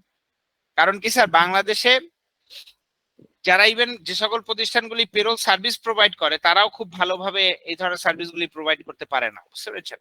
সেই জন্য আমি আপনাদেরকে বলছি যে আপনাদের যদি কারো কোনো ইয়া থাকে, কনফিউশন থাকে, আমাকে বলেন, আমি আপনাদেরকে বুঝিয়ে বলে দিব। আর যেভাবে করে ট্যাক্সটা আমি পড়ালাম খুব সুন্দর করে, এইভাবে করে করবেন স্যার কাজগুলি, জানেন? আপনারা এই যে আমার কাছে শিখলেন আর প্র্যাকটিস করবেন না, এরপরে আপনি ইয়ে করবেন, যেটা হচ্ছে যে মনে মনে করার জন্য হচ্ছে কেস স্টাডি করে নেওয়া হয়। Right sir. একটু ট্যাক্সের তফসিলটা একটু দিবেন কাইন্ডলি। আমি এখনই দিয়ে দিচ্ছি, সরি আমি একটু আমি নেক্সট টাইম কোনো প্রবলেম হয় আপনাকে বলা যাবে? জি অবশ্যই। যেটা হচ্ছে যে আমাকে 24/7 আপনি আমাকে পাবেন, আপনারা আমাকে যখনই প্রয়োজন হবে আমাকে ফোন দিবেন এবং হোয়াটসঅ্যাপে মেসেজ দিবেন। যখন দেখবেন আমি ফোন মিস করেছি আমি আপনাকে ফোন ব্যাক করবই, ম্যান্ডেটরি, এতে কোনো ভুল নাই, বুঝতে পেরেছেন? এই যে আপনাকে আমি ইনকাম ট্যাক্সের ইয়েটাও দিয়ে দিয়েছি, ঠিক আছে? ক্লিয়ার? ওকে। বুঝিনি ভাইয়া, ফরেনারদেরটা এটা সম্পূর্ণটা এটার মধ্যেই আছে ভাইয়া, বুঝতে পেরেছেন? আমার যে ইয়েটা আছে নাম্বারটা একটু বলে দিলে আমরা। স্যার এই গ্যাজেটে স্যার ওই যে মানে আমরা যে ফেস স্লিপ তৈরি করি ওটার কোনো নির্দিষ্ট কোনো নিয়ম বা পে স্লিপ আছে ভাইয়া। পে স্লিপ আমাদের শ্রম বিধিমালার 38 নাম্বার বিধিটা দেখবেন, সেখানে বলে দেয়া আছে, ঠিক আছে? তাহলে ভাই তাহলে আমরা 23-এর ইনকাম ট্যাক্সের এটা দেখলে আর আমাদের আর্লিয়ার ভার্সন কি ছিল এটা আর দেখা লাগবে না। আর প্রয়োজন নেই ভাইয়া, কারণ আগেরটা দেখে সময় নষ্ট করার কোনো প্রয়োজনই হবে না ভাই, আশা করি। ওকে, তার মানে 23-এর যে গ্যাজেটটা আছে পুরো মানে কমপ্লিট এটা? জি ভাই, এইটাই কমপ্লিট, এই গ্যাজেটটা দেখলেই ভাইয়া হবে, ঠিক আছে? ওকে স্যার, এটার বাইরে একটা আমার কোশ্চেন ছিল স্যার, আয়কর রিটার্ন জমা দেওয়ার মানে কোনো নির্দিষ্ট সময়সীমা আছে কিনা বা আয়কর রিটার্ন জমা দেওয়ার এটা নভেম্বরের 30 তারিখের মধ্যে আপনাকে ম্যান্ডেটরি জমা দিতে হবে। 30 তারিখে ম্যান্ডেটরি জমা দিতেই হবে? হ্যাঁ, 30 তারিখের মধ্যে ম্যান্ডেটরি ভাবে আপনাকে জমা দিতেই হবে। ওকে স্যার, ওকে। আমরা যে স্লাইডটা পড়েছি জি বলেন ভাইয়া। সবগুলো টপিকস এর एग्जांपल শীট কি আমাদেরকে দেয়া যাবে স্যার? সবগুলো টপিকস এর যা পড়ালেন আর কত স্যার বলেন? আমি যা পড়িয়েছি সবগুলো আপনাকে এক্সপ্লেইন করে দিয়েছি। যাদের কাছে ভিডিওগুলি আছে ওটা একটু নিবেন, আর অনেকেই নোট নিয়েছেন, আপনারা এই যারা নোট নিয়েছেন তাদের কাছ থেকে নোটটা কালেক্ট করেন। এটা হয় কি যে আপনারা তো স্যার বাসায় থাকেন, এই জন্য স্বাভাবিকত আপনারা নোট নেন না। আমি কিন্তু প্রত্যেকটা জিনিসের 1 বাই 1 যেটা হচ্ছে যে আপনাদেরকে এটা সুন্দর করে ইয়া করে দিয়েছি, বলে দিয়েছি স্যার, ঠিক আছে? আমার কাছে আলাদা আমরা যে কোনো নোট তৈরি করা নাই, থাকলে দিতাম আমি। জি বলেন স্যার, যে স্লাইডটা পড়েছেন সেটা আমি দিয়েছি অলরেডি, একদম প্রথম ক্লাসে আপনাদেরকে দিয়েছি, বুঝতে পেরেছেন? মিস করেছি, ওটা কি আবার একটু দেওয়া যাবে? আবার দেখেন গ্রুপে যারা আছে তাদের আমার একটা কোশ্চেন ছিল, ইনভেস্টমেন্ট। প্লিজ ভাইয়া প্লিজ। আচ্ছা, আমরা ইনভেস্টমেন্টের ক্ষেত্রে জানি একটু মানে তার আগের নিয়মটা হচ্ছে যে আমরা টোটাল ট্যাক্সেবল ইনকামের 3% অথবা আমরা যা ইনভেস্ট করছি সেক্ষেত্রে তার 15% অথবা 10 লাখ, এই তিনটার ভিতর থেকে যেটা কম হবে সেটা নিব। তো সেক্ষেত্রে দেখা যায় ম্যাক্সিমাম সময় আমার যারা এমপ্লয়িরা আছে পেরোলে তারা কে কোথায় কি ইনভেস্ট করছে সেই ইনফরমেশন আমার কাছে থাকে না। আমার কাছে শুধু থাকে যে পিএফ এর বোথ পার্টি কন্ট্রিবিউশন। তো সেক্ষেত্রে পিএফ এর বোথ পার্টি কন্ট্রিবিউশনের পরে যদি আমি 15% কাটি আর উপরে যদি টোটাল ট্যাক্সেবল ইনকামের 3% কাটি, সেক্ষেত্রে দেখা যায় যে ওই 15% অ্যামাউন্টটা সবসময় কমই হয়ে যায়।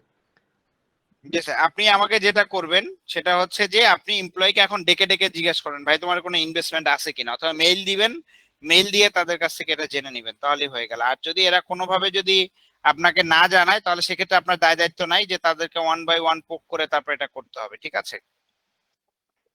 ভাই এই ইনভেস্টমেন্টের ল্যান্ড প্রপার্টি ভাই আমরা একজন কোশ্চেন করি, একজনের ভিতর আরেকজন না করি প্লিজ। একজন বলেন ভাইয়া, তাহলেই হবে। আচ্ছা ভাই, আমি যে ইনভেস্টমেন্টের থেকে বলতে চাচ্ছিলাম যে ইনভেস্টমেন্টে তো হচ্ছে যা ভাইয়া যেটা বললাম আমরা হচ্ছে 3%, 15% এবং হচ্ছে 10 লাখ। কিন্তু দেখা গেল একজন এমপ্লয়ি হচ্ছে যে ও ডিপিএসসি হচ্ছে যে যদিও 1 লাখ 20,000 টাকা সিলিং, ও বেশি করলো। এখন ওইগুলিরও তো প্রত্যেকটারই সাব স্ল্যাব আছে যে এত হতে পারবে বা সর্বোচ্চ সিলিং আছে এত হতে পারবে। এটা আমি ভাইয়া পাবো কোথায়? এটা কি ওই 23-এর 23-এর যে গ্যাজেটটা এটাতেই পাবো? আবার বলেন তো ভাইয়া ডিপিএস এর। সাপোজ ধরেন ভাইয়া মানে আমার তো টোটাল ইনভেস্টমেন্ট হয়তো ধরেন আমার যে ট্যাক্সেবল ইনকামের 3% এর ভিতরই আছে, কিন্তু আমার তো ডিপিএস এর জন্য স্ল্যাব করা আছে সর্বোচ্চ আমি 1,20,000 ভিতর, সিলিং 1,20,000 উপরে যেতে পারবে না। হ্যাঁ, এরকম তো অন্যগুলিও আছে যেমন ইয়াতে কি যে বলে মিউচুয়াল ফান্ড। ওটা তো ভাইয়া আমি তো বলেই দিলাম মুখে। তারপরে যদি আপনি খুঁজতে চান তাহলে সেক্ষেত্রে আপনি ষষ্ঠ তফসিলের তৃতীয় যে প্যারা আছে, তৃতীয় প্যারায় যাবেন। ষষ্ঠ তফসিল তৃতীয় প্যারা, যে আমি যে আইনটা দিয়েছি সেটা। জি, পেজ নাম্বারটা তখন ভাই পেজ নাম্বারটা একটু বলে দিলে সুবিধা হতো। পেজ নাম্বার গ্যাজেটের পেজ নাম্বার হয় না স্যার, ঠিক আছে? আপনি যেটা করবেন সেটা হচ্ছে হ্যাঁ জি বলেন। ষষ্ঠ তফসিলের তৃতীয় প্যারা যেটা আছে সেখানে এটা আছে, ঠিক আছে? ভাইয়া এটার সাথে আমার আরেকটা কোশ্চেন ছিল, এটা হচ্ছে যে ভাইয়া পিএফ এর যে ইন্টারেস্টের কথাটা বলা আছে, ওই ইন্টারেস্টটা সাপোজ ধরেন একজন এমপ্লয়ি হচ্ছে যে প্রথম বছর ওর হচ্ছে যে পিএফ এর মেম্বার হলো, বাট প্রথম বছর দ্বিতীয় বছর থেকে তো ওর হচ্ছে যে মানে পিএফ এর টাকা কাটা শুরু হবে, তাহলে তো ও তো ইন্টারেস্ট তো পাওয়ার কথা তৃতীয় বছরে, যদি আমি রাইট হয়ে থাকি। ভাইয়া যখনই পাবে, যে অর্থ বছরে পাবে সেই অর্থ বছরে ইনকাম দেখিয়ে ক্যালকুলেশন করে দিবেন, আর কোনো টেনশন নাই। আমার কোশ্চেনটা হচ্ছে যে এটা কারেন্ট অর্থ বছরে তো আর নিশ্চয়ই হিসাব করার দরকার নেই, আমি তো প্রিভিয়াস ইয়ার হিসাব করার কোনো প্রয়োজন নেই। ঠিক, এটা ক্লিয়ার। থ্যাংক ইউ ভাইয়া। আমার আপনি কোনো ক্লাস করাবেন? একটা প্রশ্ন ছিল ভাই। বলেন প্লিজ।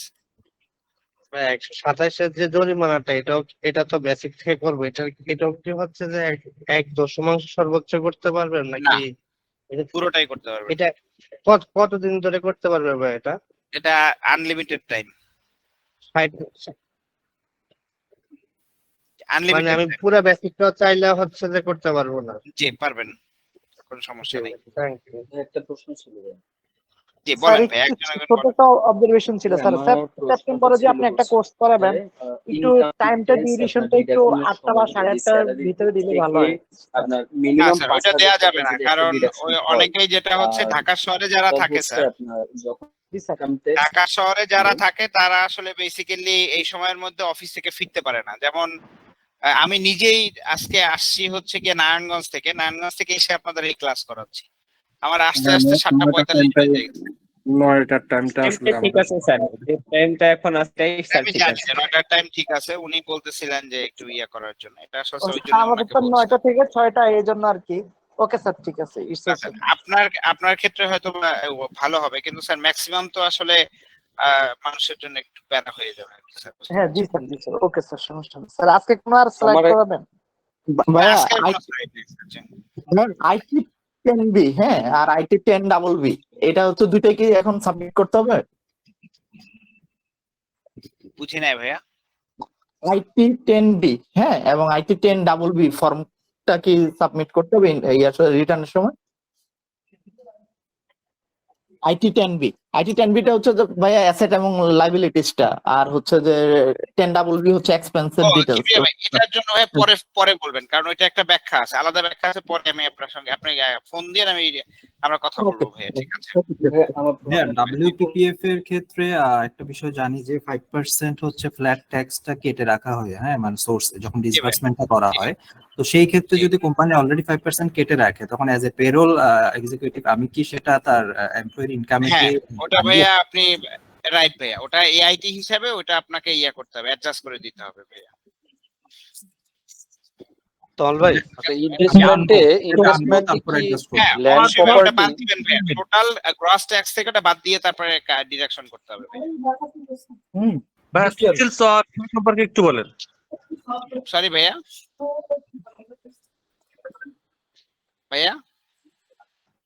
আচ্ছা প্রশ্ন করেন, একজন করে প্রশ্ন করেন, বলেন। আমার প্রশ্নটা আমি শেষ করি। একজন করে বলেন স্যার, একাধিক ব্যক্তি বললে আমি তো একা মানুষ, কোন দিকে যাব স্যার বলেন, শুধু শুনতেই পাই না স্যার। প্রশ্ন শুরু করেছিলাম বাট কেউ শেষ করতে দেয়নি।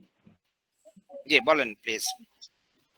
আমার প্রশ্নটা ছিল, যদি আপনার স্যালারি থেকে মিনিমাম ইনকাম যদি 5,000 টাকা স্লটে যদি মান্থলি বেসিস ডিডাকশন করা হয়, এন্ড অফ দ্য ইয়ার যদি ক্যালকুলেশনে আপনার ফান্ডটা কি হবে? বুঝিনি, আরেকবার বলেন তো ভাইয়া। মিনিমাম 5,000 টাকার স্লটে আপনার 400 সামথিং বা যে অ্যামাউন্টটা আসে ওটা হচ্ছে আপনার মান্থলি বেসিস ইনকাম ট্যাক্স হিসেবে ডিডাকশন করা হয়। দেন হচ্ছে আপনার ইনভেস্টমেন্ট বা আদার সবকিছু ক্যালকুলেট করার পর যদি end of the year zero হয়ে যায়, ইনকাম ট্যাক্স না আসে, জিরো আসে, হ্যাঁ, তারপরে তাকে মিনিমাম যে ট্যাক্সটা আছে ওই এরিয়া অনুযায়ী যে মিনিমাম ট্যাক্স আসবে সেটা তাকে দিতে হবে। আচ্ছা, এখন এরিয়া অনুযায়ী যদি আপনার মিনিমাম 3,000 এর স্লটে থাকে, ডিডাকশন যদি 5,000 হয়, সেক্ষেত্রে বাকি 2,000টা জি, যেটা হচ্ছে যে 3,000 যদি হয়, যদি তার 5,000 টাকা ট্যাক্স আসে, তাই না? জি, ডিডাকশন 5,000 হয়ে গেছে, বাট হ্যাঁ, আপনি হয়ে গিয়েছে কিন্তু মিনিমাম 3,000, তাহলে ওটা প্রত্যার্পণ বা রিফান্ডের জন্য আবেদন করবে, ঠিক আছে? বুলবুল স্যার একটু মিউট করে নেন প্লিজ। জি, ওটা যেটা হবে যে পরবর্তীতে রিফান্ডের জন্য বাকি 2,000 টাকা সে আবেদন করবে। ওকে, রিফান্ডের জন্য আপনি কথা বলছিলেন, সরি স্যার, রিফান্ডের জন্য আপনি কথা বলছিলেন বাংলাদেশে আবেদনের ভাইয়া। ওই যে আপনার যে ট্যাক্স রিটার্নটা আছে না, ট্যাক্স রিটার্নের ওই ফর্মের মধ্যে দেখবেন যে রিটার্নের জন্য আবেদন করার কথা বলা আছে। Thank you.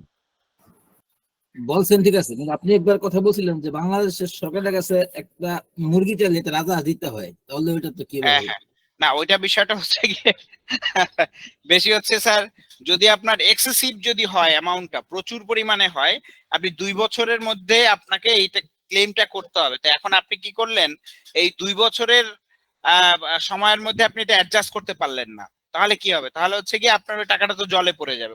ওই ক্ষেত্রে আমি বলেছিলাম যে বাংলাদেশ সরকারের যদি আপনি একটা মুরগি উদ্ধার করতে চান সরকারের কাছ থেকে, তাহলে আপনাকে একটা রাজহাঁস স্যাক্রিফাইস করতে হবে, এটা বলেছে, আর কিছুই না। ওই ক্ষেত্রে বলেছিলাম স্যার। দেখেন সবাই সবকিছু মনে রাখে, কি একটা ঝামেলা রে বাবা। বলেন স্যার। যোগ ছিল মনে আছে? আচ্ছা, জি স্যার। ভাইয়া, স্যালারি শিটটা কি ক্লোজ করে দিতেন? স্যালারি শিটটা আপনাদেরকে দিয়ে দিয়েছি সবাইকে আপনাদেরকে দিয়ে দিয়েছি। আমি ভাই আপনার স্ক্রিন থেকে দেখতে চাচ্ছিলাম ক্লোজ করে দিয়েছেন কিনা, একটু জানার ছিল এখান থেকে। জি বলেন, আমি স্ক্রিন থেকে এখনই ওপেন করে দিচ্ছি, 1 মিনিট সময় দেন একটুখানি। যার কারো কোনো প্রশ্ন থাকলে করতে থাকেন স্যার। জি ভাই, আমার একটা কোশ্চেন ছিল ভাইয়া। জি বলেন। এই যে দেখেন ইনভেস্টমেন্টে তো জি বলেন ভাই, আপনি বলেন। জি স্যার বলেন। জি ইনভেস্টমেন্টে তো প্রাইস বন্ড, যে এটা তো ইনভেস্টমেন্টে আসবে না? প্রাইস বন্ড ইনভেস্টমেন্ট না ভাইয়া, কখনোই প্রাইস বন্ড ইনভেস্টমেন্ট না ভাইয়া, বুঝতে পারছেন? কিন্তু ট্রেজারি বন্ড যদি হয়, সেই ট্রেজারি বন্ডটা আসলে বেসিক্যালি আপনার ইনভেস্টমেন্ট, কিন্তু আপনার ইয়েটা ইনভেস্টমেন্ট না। জি আচ্ছা, সেই ক্ষেত্রে আর একটা বিষয় হলো যে কেউ যদি ল্যান্ড প্রপার্টি সে মানে থাকে, সেটা যদি সেই ইনস্টলমেন্ট ওটা তো ভাই প্রতি মাসে মাসে, ওগুলো তো অ্যাসেট ভাইয়া, ওগুলো অ্যাসেট, সেটা কি এটা কিছু আসবে না। বলেন। এই ফরম্যাটে আসবে না? বাট না না না, স্যালারি ইনকামের সঙ্গে আপনার ল্যান্ড প্রপার্টি এগুলো কোনো সম্পর্কই নেই ভাইয়া, ঠিক আছে? জি ভাই। ভাইয়া আমি যেটা বলতে চাচ্ছিলাম, ভাইয়া ম্যাটারনিটি বেনিফিট ক্যালকুলেশনের ক্ষেত্রে সাপোজ আমাদের যে প্র্যাকটিসটা লাস্ট 3 মান্থের যে এটা ওনার টোটাল আর্নিংটা, ওইটা আমরা হচ্ছে টোটাল পার্সেন্টেজ দিয়ে ভাগ করি, দেন হচ্ছে 112 দিয়ে গুণ করে দিই। হ্যাঁ, সেক্ষেত্রে আমি যদি এই স্যালারি শিটটাকে একটা মাসের স্যালারি ধরি, সেক্ষেত্রে আমার শুধুমাত্র যে বোনাসটা যদি বাদ দিই এই 10,000 টাকা, বোনাসটা কাউন্ট হবে না, তাই না? না, বোনাস কাউন্ট হবে না। করলেন না আপনি কাউন্ট। যদি ভাই একটু রিমুভ করতেন ভাই বোনাসটা। কোনটা বোনাসটা? এটা? হ্যাঁ, বোনাসটা রিমুভ করে দিলাম। হ্যাঁ বলেন। সেক্ষেত্রে ভাই আমি যদি প্রতি মাসের ক্যালকুলেশনটা ধরি, সেক্ষেত্রে ওনার আর্নিং পার মান্থ আর্নিং আমি কোনটা ধরবো ভাই? এই যে টোটাল গ্রসটা নাকি যে মোট পদে ওইটা? এখানে ভাই একটা ইস্যু আছে, ঠিক আছে? এখানে ডিডাকশনের ক্ষেত্রে, ওনার ডিডাকশনের ক্ষেত্রে আপনাকে কিছু কনসিডারেশনে আনতে হবে। যেমন ধরেন এই 1600 টাকা ওনার আর্নিং, কিন্তু আপনি এখান থেকে ডিডাকশন করছে, এই টাকাটা এই আর্নিং এর সঙ্গে যুক্ত হবে, অর্থাৎ এই 35 এইটার সঙ্গে যুক্ত হবে, ঠিক আছে? আর বাকি যেগুলো আছে সেগুলো বাদ যাবে, বুঝতে পেরেছেন? দ্যাট মিন্স ভাই আমার এটাও বাদ যাচ্ছে, ইনকাম ট্যাক্স বাদ যাবে। তারপরে হচ্ছে গিয়ে ওটা তো আপনার ইনকাম যেটা অন্যান্য ফুড যেগুলো আছে সেগুলো সব জরিমানা এগুলো বাদ যাবে। সেক্ষেত্রে আমি যদি লাস্ট 3 মান্থের টোটাল আর্নিংটাকে টোটাল প্রেজেন্টেজ দিয়ে ভাগ করি, দেন 112 দিয়ে গুণ করে আমি ওনার ম্যাটারনিটি বেনিফিটটা পে করলাম। সেক্ষেত্রে একবার দেখা যাচ্ছে আমি কিন্তু একবার আফটার ট্যাক্স এই টাকার উপর আমি ওনাকে ম্যাটারনিটি বেনিফিট দিচ্ছি, দেওয়ার পর আবারও কি ম্যাটারনিটি বেনিফিটের উপর এগেন আমি ট্যাক্স ধরতে পারবো? তাহলে ট্যাক্সটা না দুইবার স্যার, হয়ে গেল না? যেটা হচ্ছে মূলত যে জিনিসটা হয় স্যার, স্যালারিটা তো একটা ইনকাম, তাই না? এই স্যালারির উপরে ক্যালকুলেট করে আপনি আরেকটা ইনকাম জেনারেট করে দিচ্ছেন, তাই না? তাহলে ওনার তো ওটা নতুন ইনকাম। এই যে যেমন ধরেন নাহার ম্যাডামের যে কেস স্টাডিটা করেছিলাম, সেখানে কি ছিল না যে নাহার ম্যাডাম ওখানে ইয়া হিসাবে যে ওনার এখানে আরেকটা এডিশনাল ইনকাম ম্যাটারনিটি যোগ হয়েছিল না? সো এটা তো ইনকাম, ইনকাম যখনই হবে তখন এটা যোগ করবেন এটার সঙ্গে। Clear sir? আচ্ছা না ভাই, আমার কনফিউশনটা ছিল যে ওই কথা থেকে মুরগি দুইবার দবাই হয়ে গেল কিনা। সরি সরি না ভাই, বলতে চাচ্ছিলাম কি ওই ট্যাক্সটা দুইবার হয়ে গেল কিনা, এই কনফিউশনটা ছিল জাস্ট আমার মধ্যে। ট্যাক্সটা তো হয়নি, কারণ দুইবার তো কোনোভাবেই হয়নি, কারণ তার তো ম্যাটারনিটির জন্য ইনকাম একটা, আবার যেটা হচ্ছে স্যালারির জন্য ইনকাম আর একটা, তাই না? তো আপনি দেখবেন যে সম্পদ বেড়েছে কিনা তার, তো সেই ক্ষেত্রে সম্পদ তো বাড়ছে, অতএব সেক্ষেত্রে সম্পদ বাড়লে কি হবে? ডেফিনেটলি এটা এর মধ্যে আসবে। ক্লিয়ার? তাহলে কনক্লুশনটা এরকম হবে যে লাস্ট 3 মান্থের আমি যে ওনার আর্নিংটা ধরবো ওইটা আফটার ট্যাক্স, বাট ওই আর্নিং এর মধ্যে ইসের প্রভিডেন্ট ফান্ডের হচ্ছে আমার যেটা থাকবে, ওনার যেটা কন্ট্রিবিউশন প্লাস হচ্ছে কোম্পানি কন্ট্রিবিউশন, টোটালটা মিলে ওনার লাস্ট 3 মান্থের আর্নিং হবে। না, যেটা হচ্ছে শুধুমাত্র ওনার কন্ট্রিবিউশনের জন্য যে টাকাটা কাটছেন এটা বাদ দিবেন, এটাকে ওনার মোট প্রদেয় ইনকামের মধ্যে যোগ করতে হবে, ঠিক আছে? আচ্ছা আচ্ছা, তার মানে প্রভিডেন্ট ফান্ডটা কাটবো না জাস্ট? না। আচ্ছা, আর ভাই ম্যাটারনিটি বেনিফিট চলা অবস্থায় এই যে 112 দিন, এই সময় কি আমি ম্যাটারনিটি বেনিফিটটা ডিডাকশন করতে পারবো ওইখান থেকে, ওই এটা পিএফটা পারবেন, কারণ এটা আমাদের এবার বিধিমালা এটা অ্যালাউ করেছে, অতএব এটা পারা যাবে, সমস্যা নেই। ইপিজেটও পসিবল ভাই না? জি ঠিক আছে ভাইয়া। জি ভাইয়া। ভাই ওই যে ট্যাক্সের হচ্ছে মিনিমাম পে, যেটা আপনি সিটি কর্পোরেশনের কথা বলেছিলেন, জাস্ট একটু আমার আন্ডারস্ট্যান্ডিংটা শেয়ার করতে চাই, মানে আপনি যদি একটু বলেন ঠিক বুঝেছি কিনা। ধরেন যে আমার পোস্টিং রংপুরে, বাট আমার স্যালারিটা ডিসবার্স হচ্ছে ঢাকা থেকে, তাহলে আমি ঢাকার মিনিমাম যে ইয়েটা দিব ওইটা দিব। আপনার পোস্টিং কোথায় ভাইয়া? রংপুর। রংপুর, আপনার সোর্স অফ ইনকাম হচ্ছে রংপুর ভাইয়া, ওটা ওই অনুযায়ী হবে। আচ্ছা, বুঝতে পেরেছেন? কারণ আপনি রংপুরের লোকাল গভর্নমেন্টের যত ফ্যাসিলিটি আছে সেগুলো আপনি রংপুর থেকে ব্যবহার করছেন, আপনি ঢাকার লোকাল গভর্নমেন্টের কোনো এনজয় করছেন না। তাই কেন আপনার যেটা হচ্ছে সোর্স অফ ইনকাম হচ্ছে রংপুর, এবং সেই অনুযায়ী আপনি ট্যাক্স দিবেন। ওকে? কিন্তু তমাল ভাই বলতেছেন যে কর্পোরেট অফিস যেখানে আছে সেটার আওতায় আসতে হবে নাকি? না ভাইয়া, এটা কিন্তু ইস্যু আছে ভাইয়া, যেটা হচ্ছে যে যখনই আপনি আমাদের যেমন ধরেন সারা বাংলাদেশের জন্য ইনকাম ট্যাক্সের কি একটা কোম্পানির ইনকাম ট্যাক্সের ফাইল হচ্ছে একটা, একজন ব্যক্তির ক্ষেত্রেও তাই। এবং যেটা হয় যেমন ধরেন আমি আপনাকে ছোট্ট একটা বিষয় বলি, কোকাকোলার যে বাংলাদেশে যে অফিসটা আছে, ওর ফ্যাক্টরি হচ্ছে কোথায়? ওর ফ্যাক্টরি হচ্ছে কি ভালুকা, আর মেইন অফিস কর্পোরেট অফিস কোথায়? ঢাকায়, তাই না?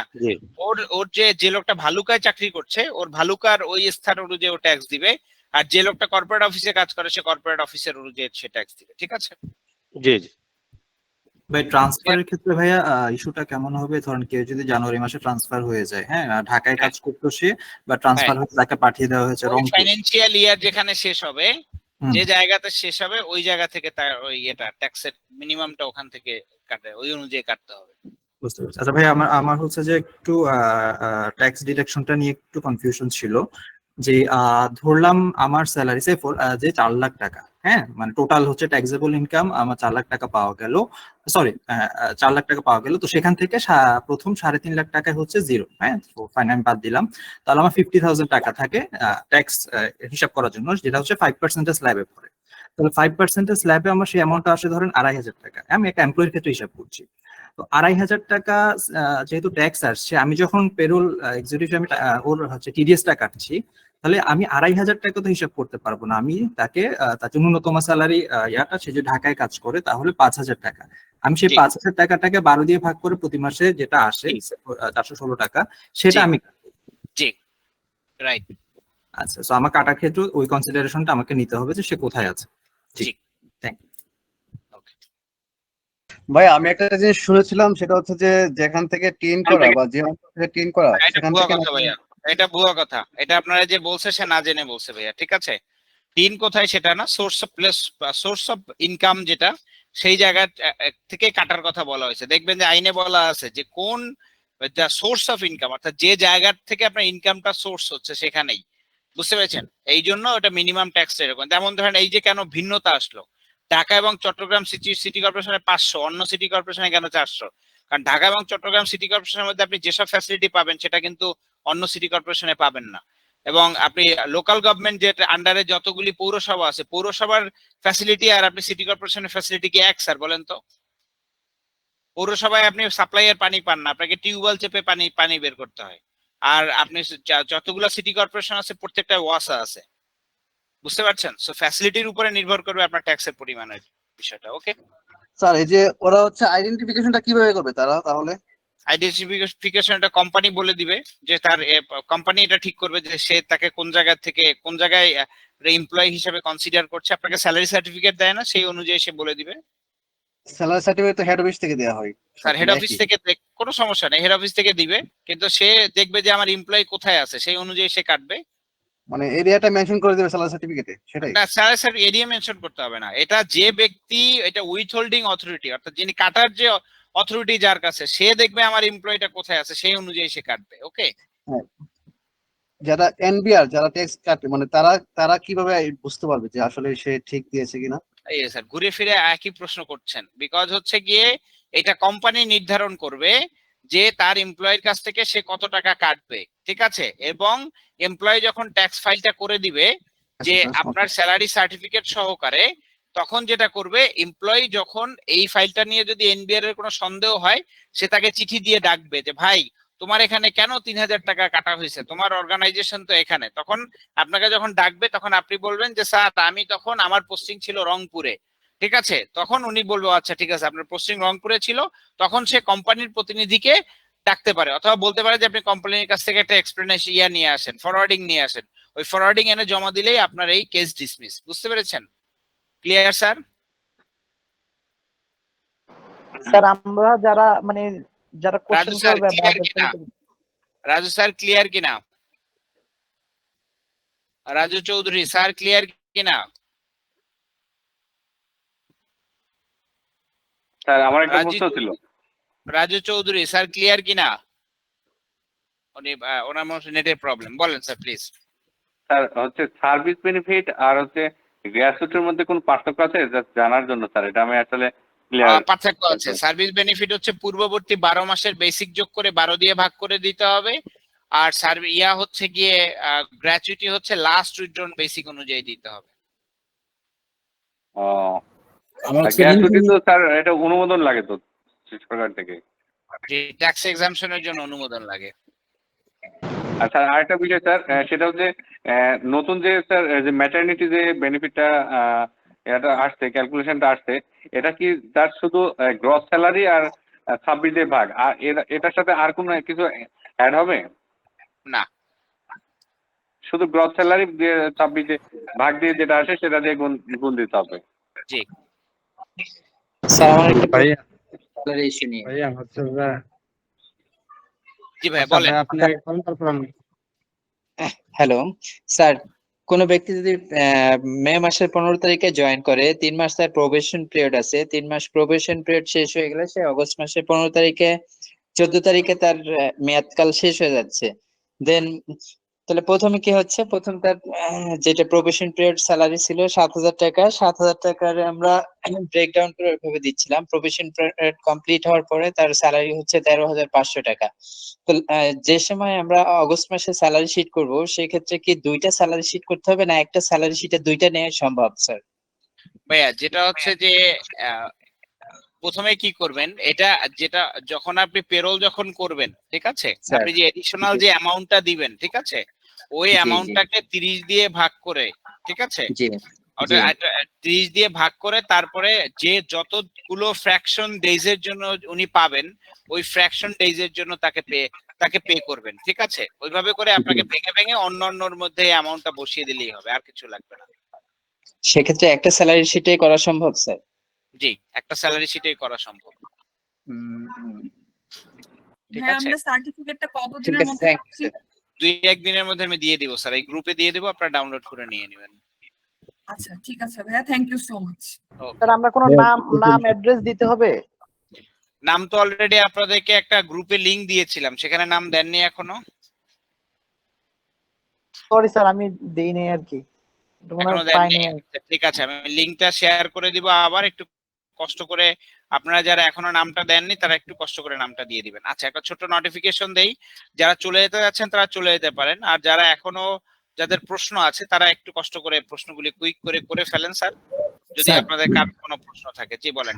ইনক্রিমেন্ট বলতেছিলাম স্যার, আমার প্রশ্ন হচ্ছে কেউ যদি জানুয়ারি 20 তারিখে জয়েন করে, পরবর্তী বছর জানুয়ারি 20 তারিখে তার মাস পুরো হলো, এখন সেই ইনক্রিমেন্ট যে পরবর্তী বছর ফেব্রুয়ারিতে সেই ইনক্রিমেন্ট পাবে, এখন এর জন্য কি স্যার ফুল মান্থের ইনক্রিমেন্ট হবে নাকি ওই যে 20 তারিখে মাস পূর্ণ হওয়ার পরে যে 10 দিন, ওই 10 দিনের ইনক্রিমেন্ট পাবে? ওটা স্যার একটু জানতে জি, চাচ্ছি। ওই যে আপনার যে তারিখে joining date to joining date অনুযায়ী যতটুকু পাবেন অতটুকুই, এর বেশি না স্যার। ঠিক আছে, তার মানে 20 তারিখে যদি জয়েনিং ডেট হয় তাহলে পরবর্তী 10 দিনের জন্য সেই ইনক্রিমেন্ট পাবে না?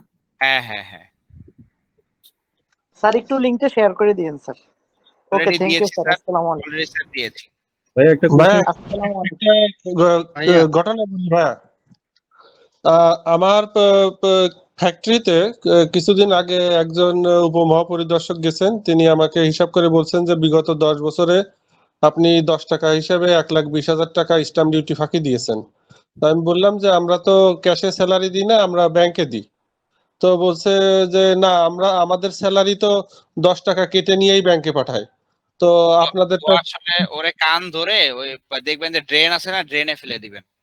কান ধরে ড্রেনে ফেলবেন আর বলবেন যে তোর যে আইনজীবী আছে এর নিয়ে আইসা তারপরে আমাদের কাছ থেকে ধরনের কথা বলবি, উল্টাপাল্টা কথা বললে ধরে ড্রেনে ফেলে দিবেন।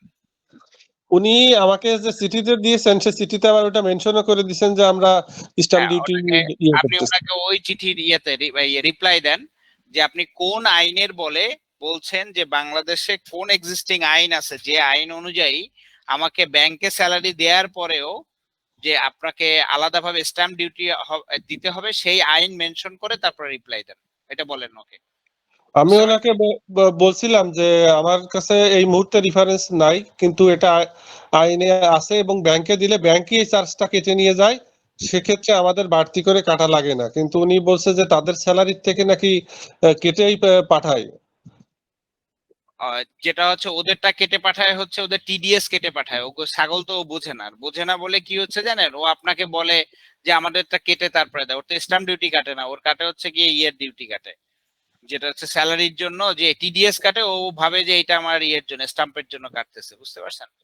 উপমহাপরিদর্শক নিজে আবার একজন ডাক্তার আসলে কত দূর কি জানে আল্লাহ ভালো জানে। এটা হচ্ছে বিষয়, ওদের ছাগল এটা। আর নাইলে কেউ ডাক্তারি পড়ে কেউ এই কলকারখানায় চাকরি করে বলেন, কলকারখানা প্রতিষ্ঠান পরিদর্শন অধিদপ্তরে, বুঝতে পারছেন? জি ভাইয়া, ওই যে আমরা আমার প্রতিষ্ঠানের যে গাড়ি আছে, আমার প্রতিষ্ঠানের নামে গাড়ি, এই গাড়ি যদি আমার 2জন এমপ্লয়িকে পার্সোনালি ইউজ করতে দিই, বা আমার 2জন এমপ্লয়িকে সিপারেট যদি বাড়ি দিই, আর যদি সেইগুলো আমি আমার অফিস এক্সপেন্স হিসেবে বলে দিই যে এটা আমার অফিস এক্সপেন্স, সেক্ষেত্রে তো আমার মনে হয় না তাদের উপরে ট্যাক্সের টাকা কাটার কোনো এটা হচ্ছে যদি ব্যক্তিগত ইউজের জন্য দেন তাহলে সেক্ষেত্রে আপনাকে দিতে হবে, ট্যাক্স দিতে হবে এমপ্লয়িকে। ওকে, বাড়ি ভাড়া যদি প্রতি মাসে 20,000 টাকা হয় তাহলে আমি তো তার 2,40,000 টাকা কেটে দিব। হ্যাঁ, 2,40,000 টাকা যে বাড়ি ভাড়া আসবে সেটা তার কাছ থেকে নিয়ে নেবেন, সেটা তার ট্যাক্সে অ্যাড করে দিবেন। আচ্ছা, আমার যে ফরেনার আছে, ফরেনারদেরকেও আমি আলাদা একটা বাড়ি এবং তার এটা জানি, ওগুলো দেন আপনারা অ্যানাউন্স করেন না স্যার, দিয়ে থাকেন কিন্তু অ্যানাউন্স করেন না, এই জন্য ওটা মানে না বলাই ভালো স্যার, ওগুলো স্কিপ করে যান। এই ধরনের কিছু নাই আপনার প্রতিষ্ঠানে, বুঝতে পারছেন? ওকে, ধন্যবাদ। জি স্যার।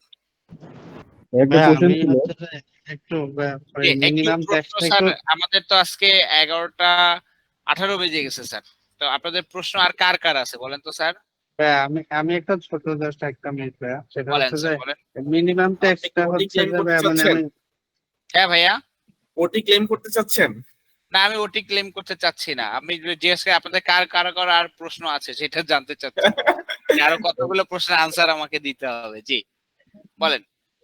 ভাই আমি হচ্ছে মিনিমাম ট্যাক্সটা মানে একটু কনফিউশন দূর করার জন্য আসলে যখন হচ্ছে ট্যাক্সেবল অ্যামাউন্টটা 3,75,000 বা 3,80,000 হবে পুরুষের ক্ষেত্রে আর কি, সেই ক্ষেত্রে তো স্যার শুধুমাত্র আমি মিরাজুল স্যার আপনার কনফিউশন ক্লিয়ার করে দেই।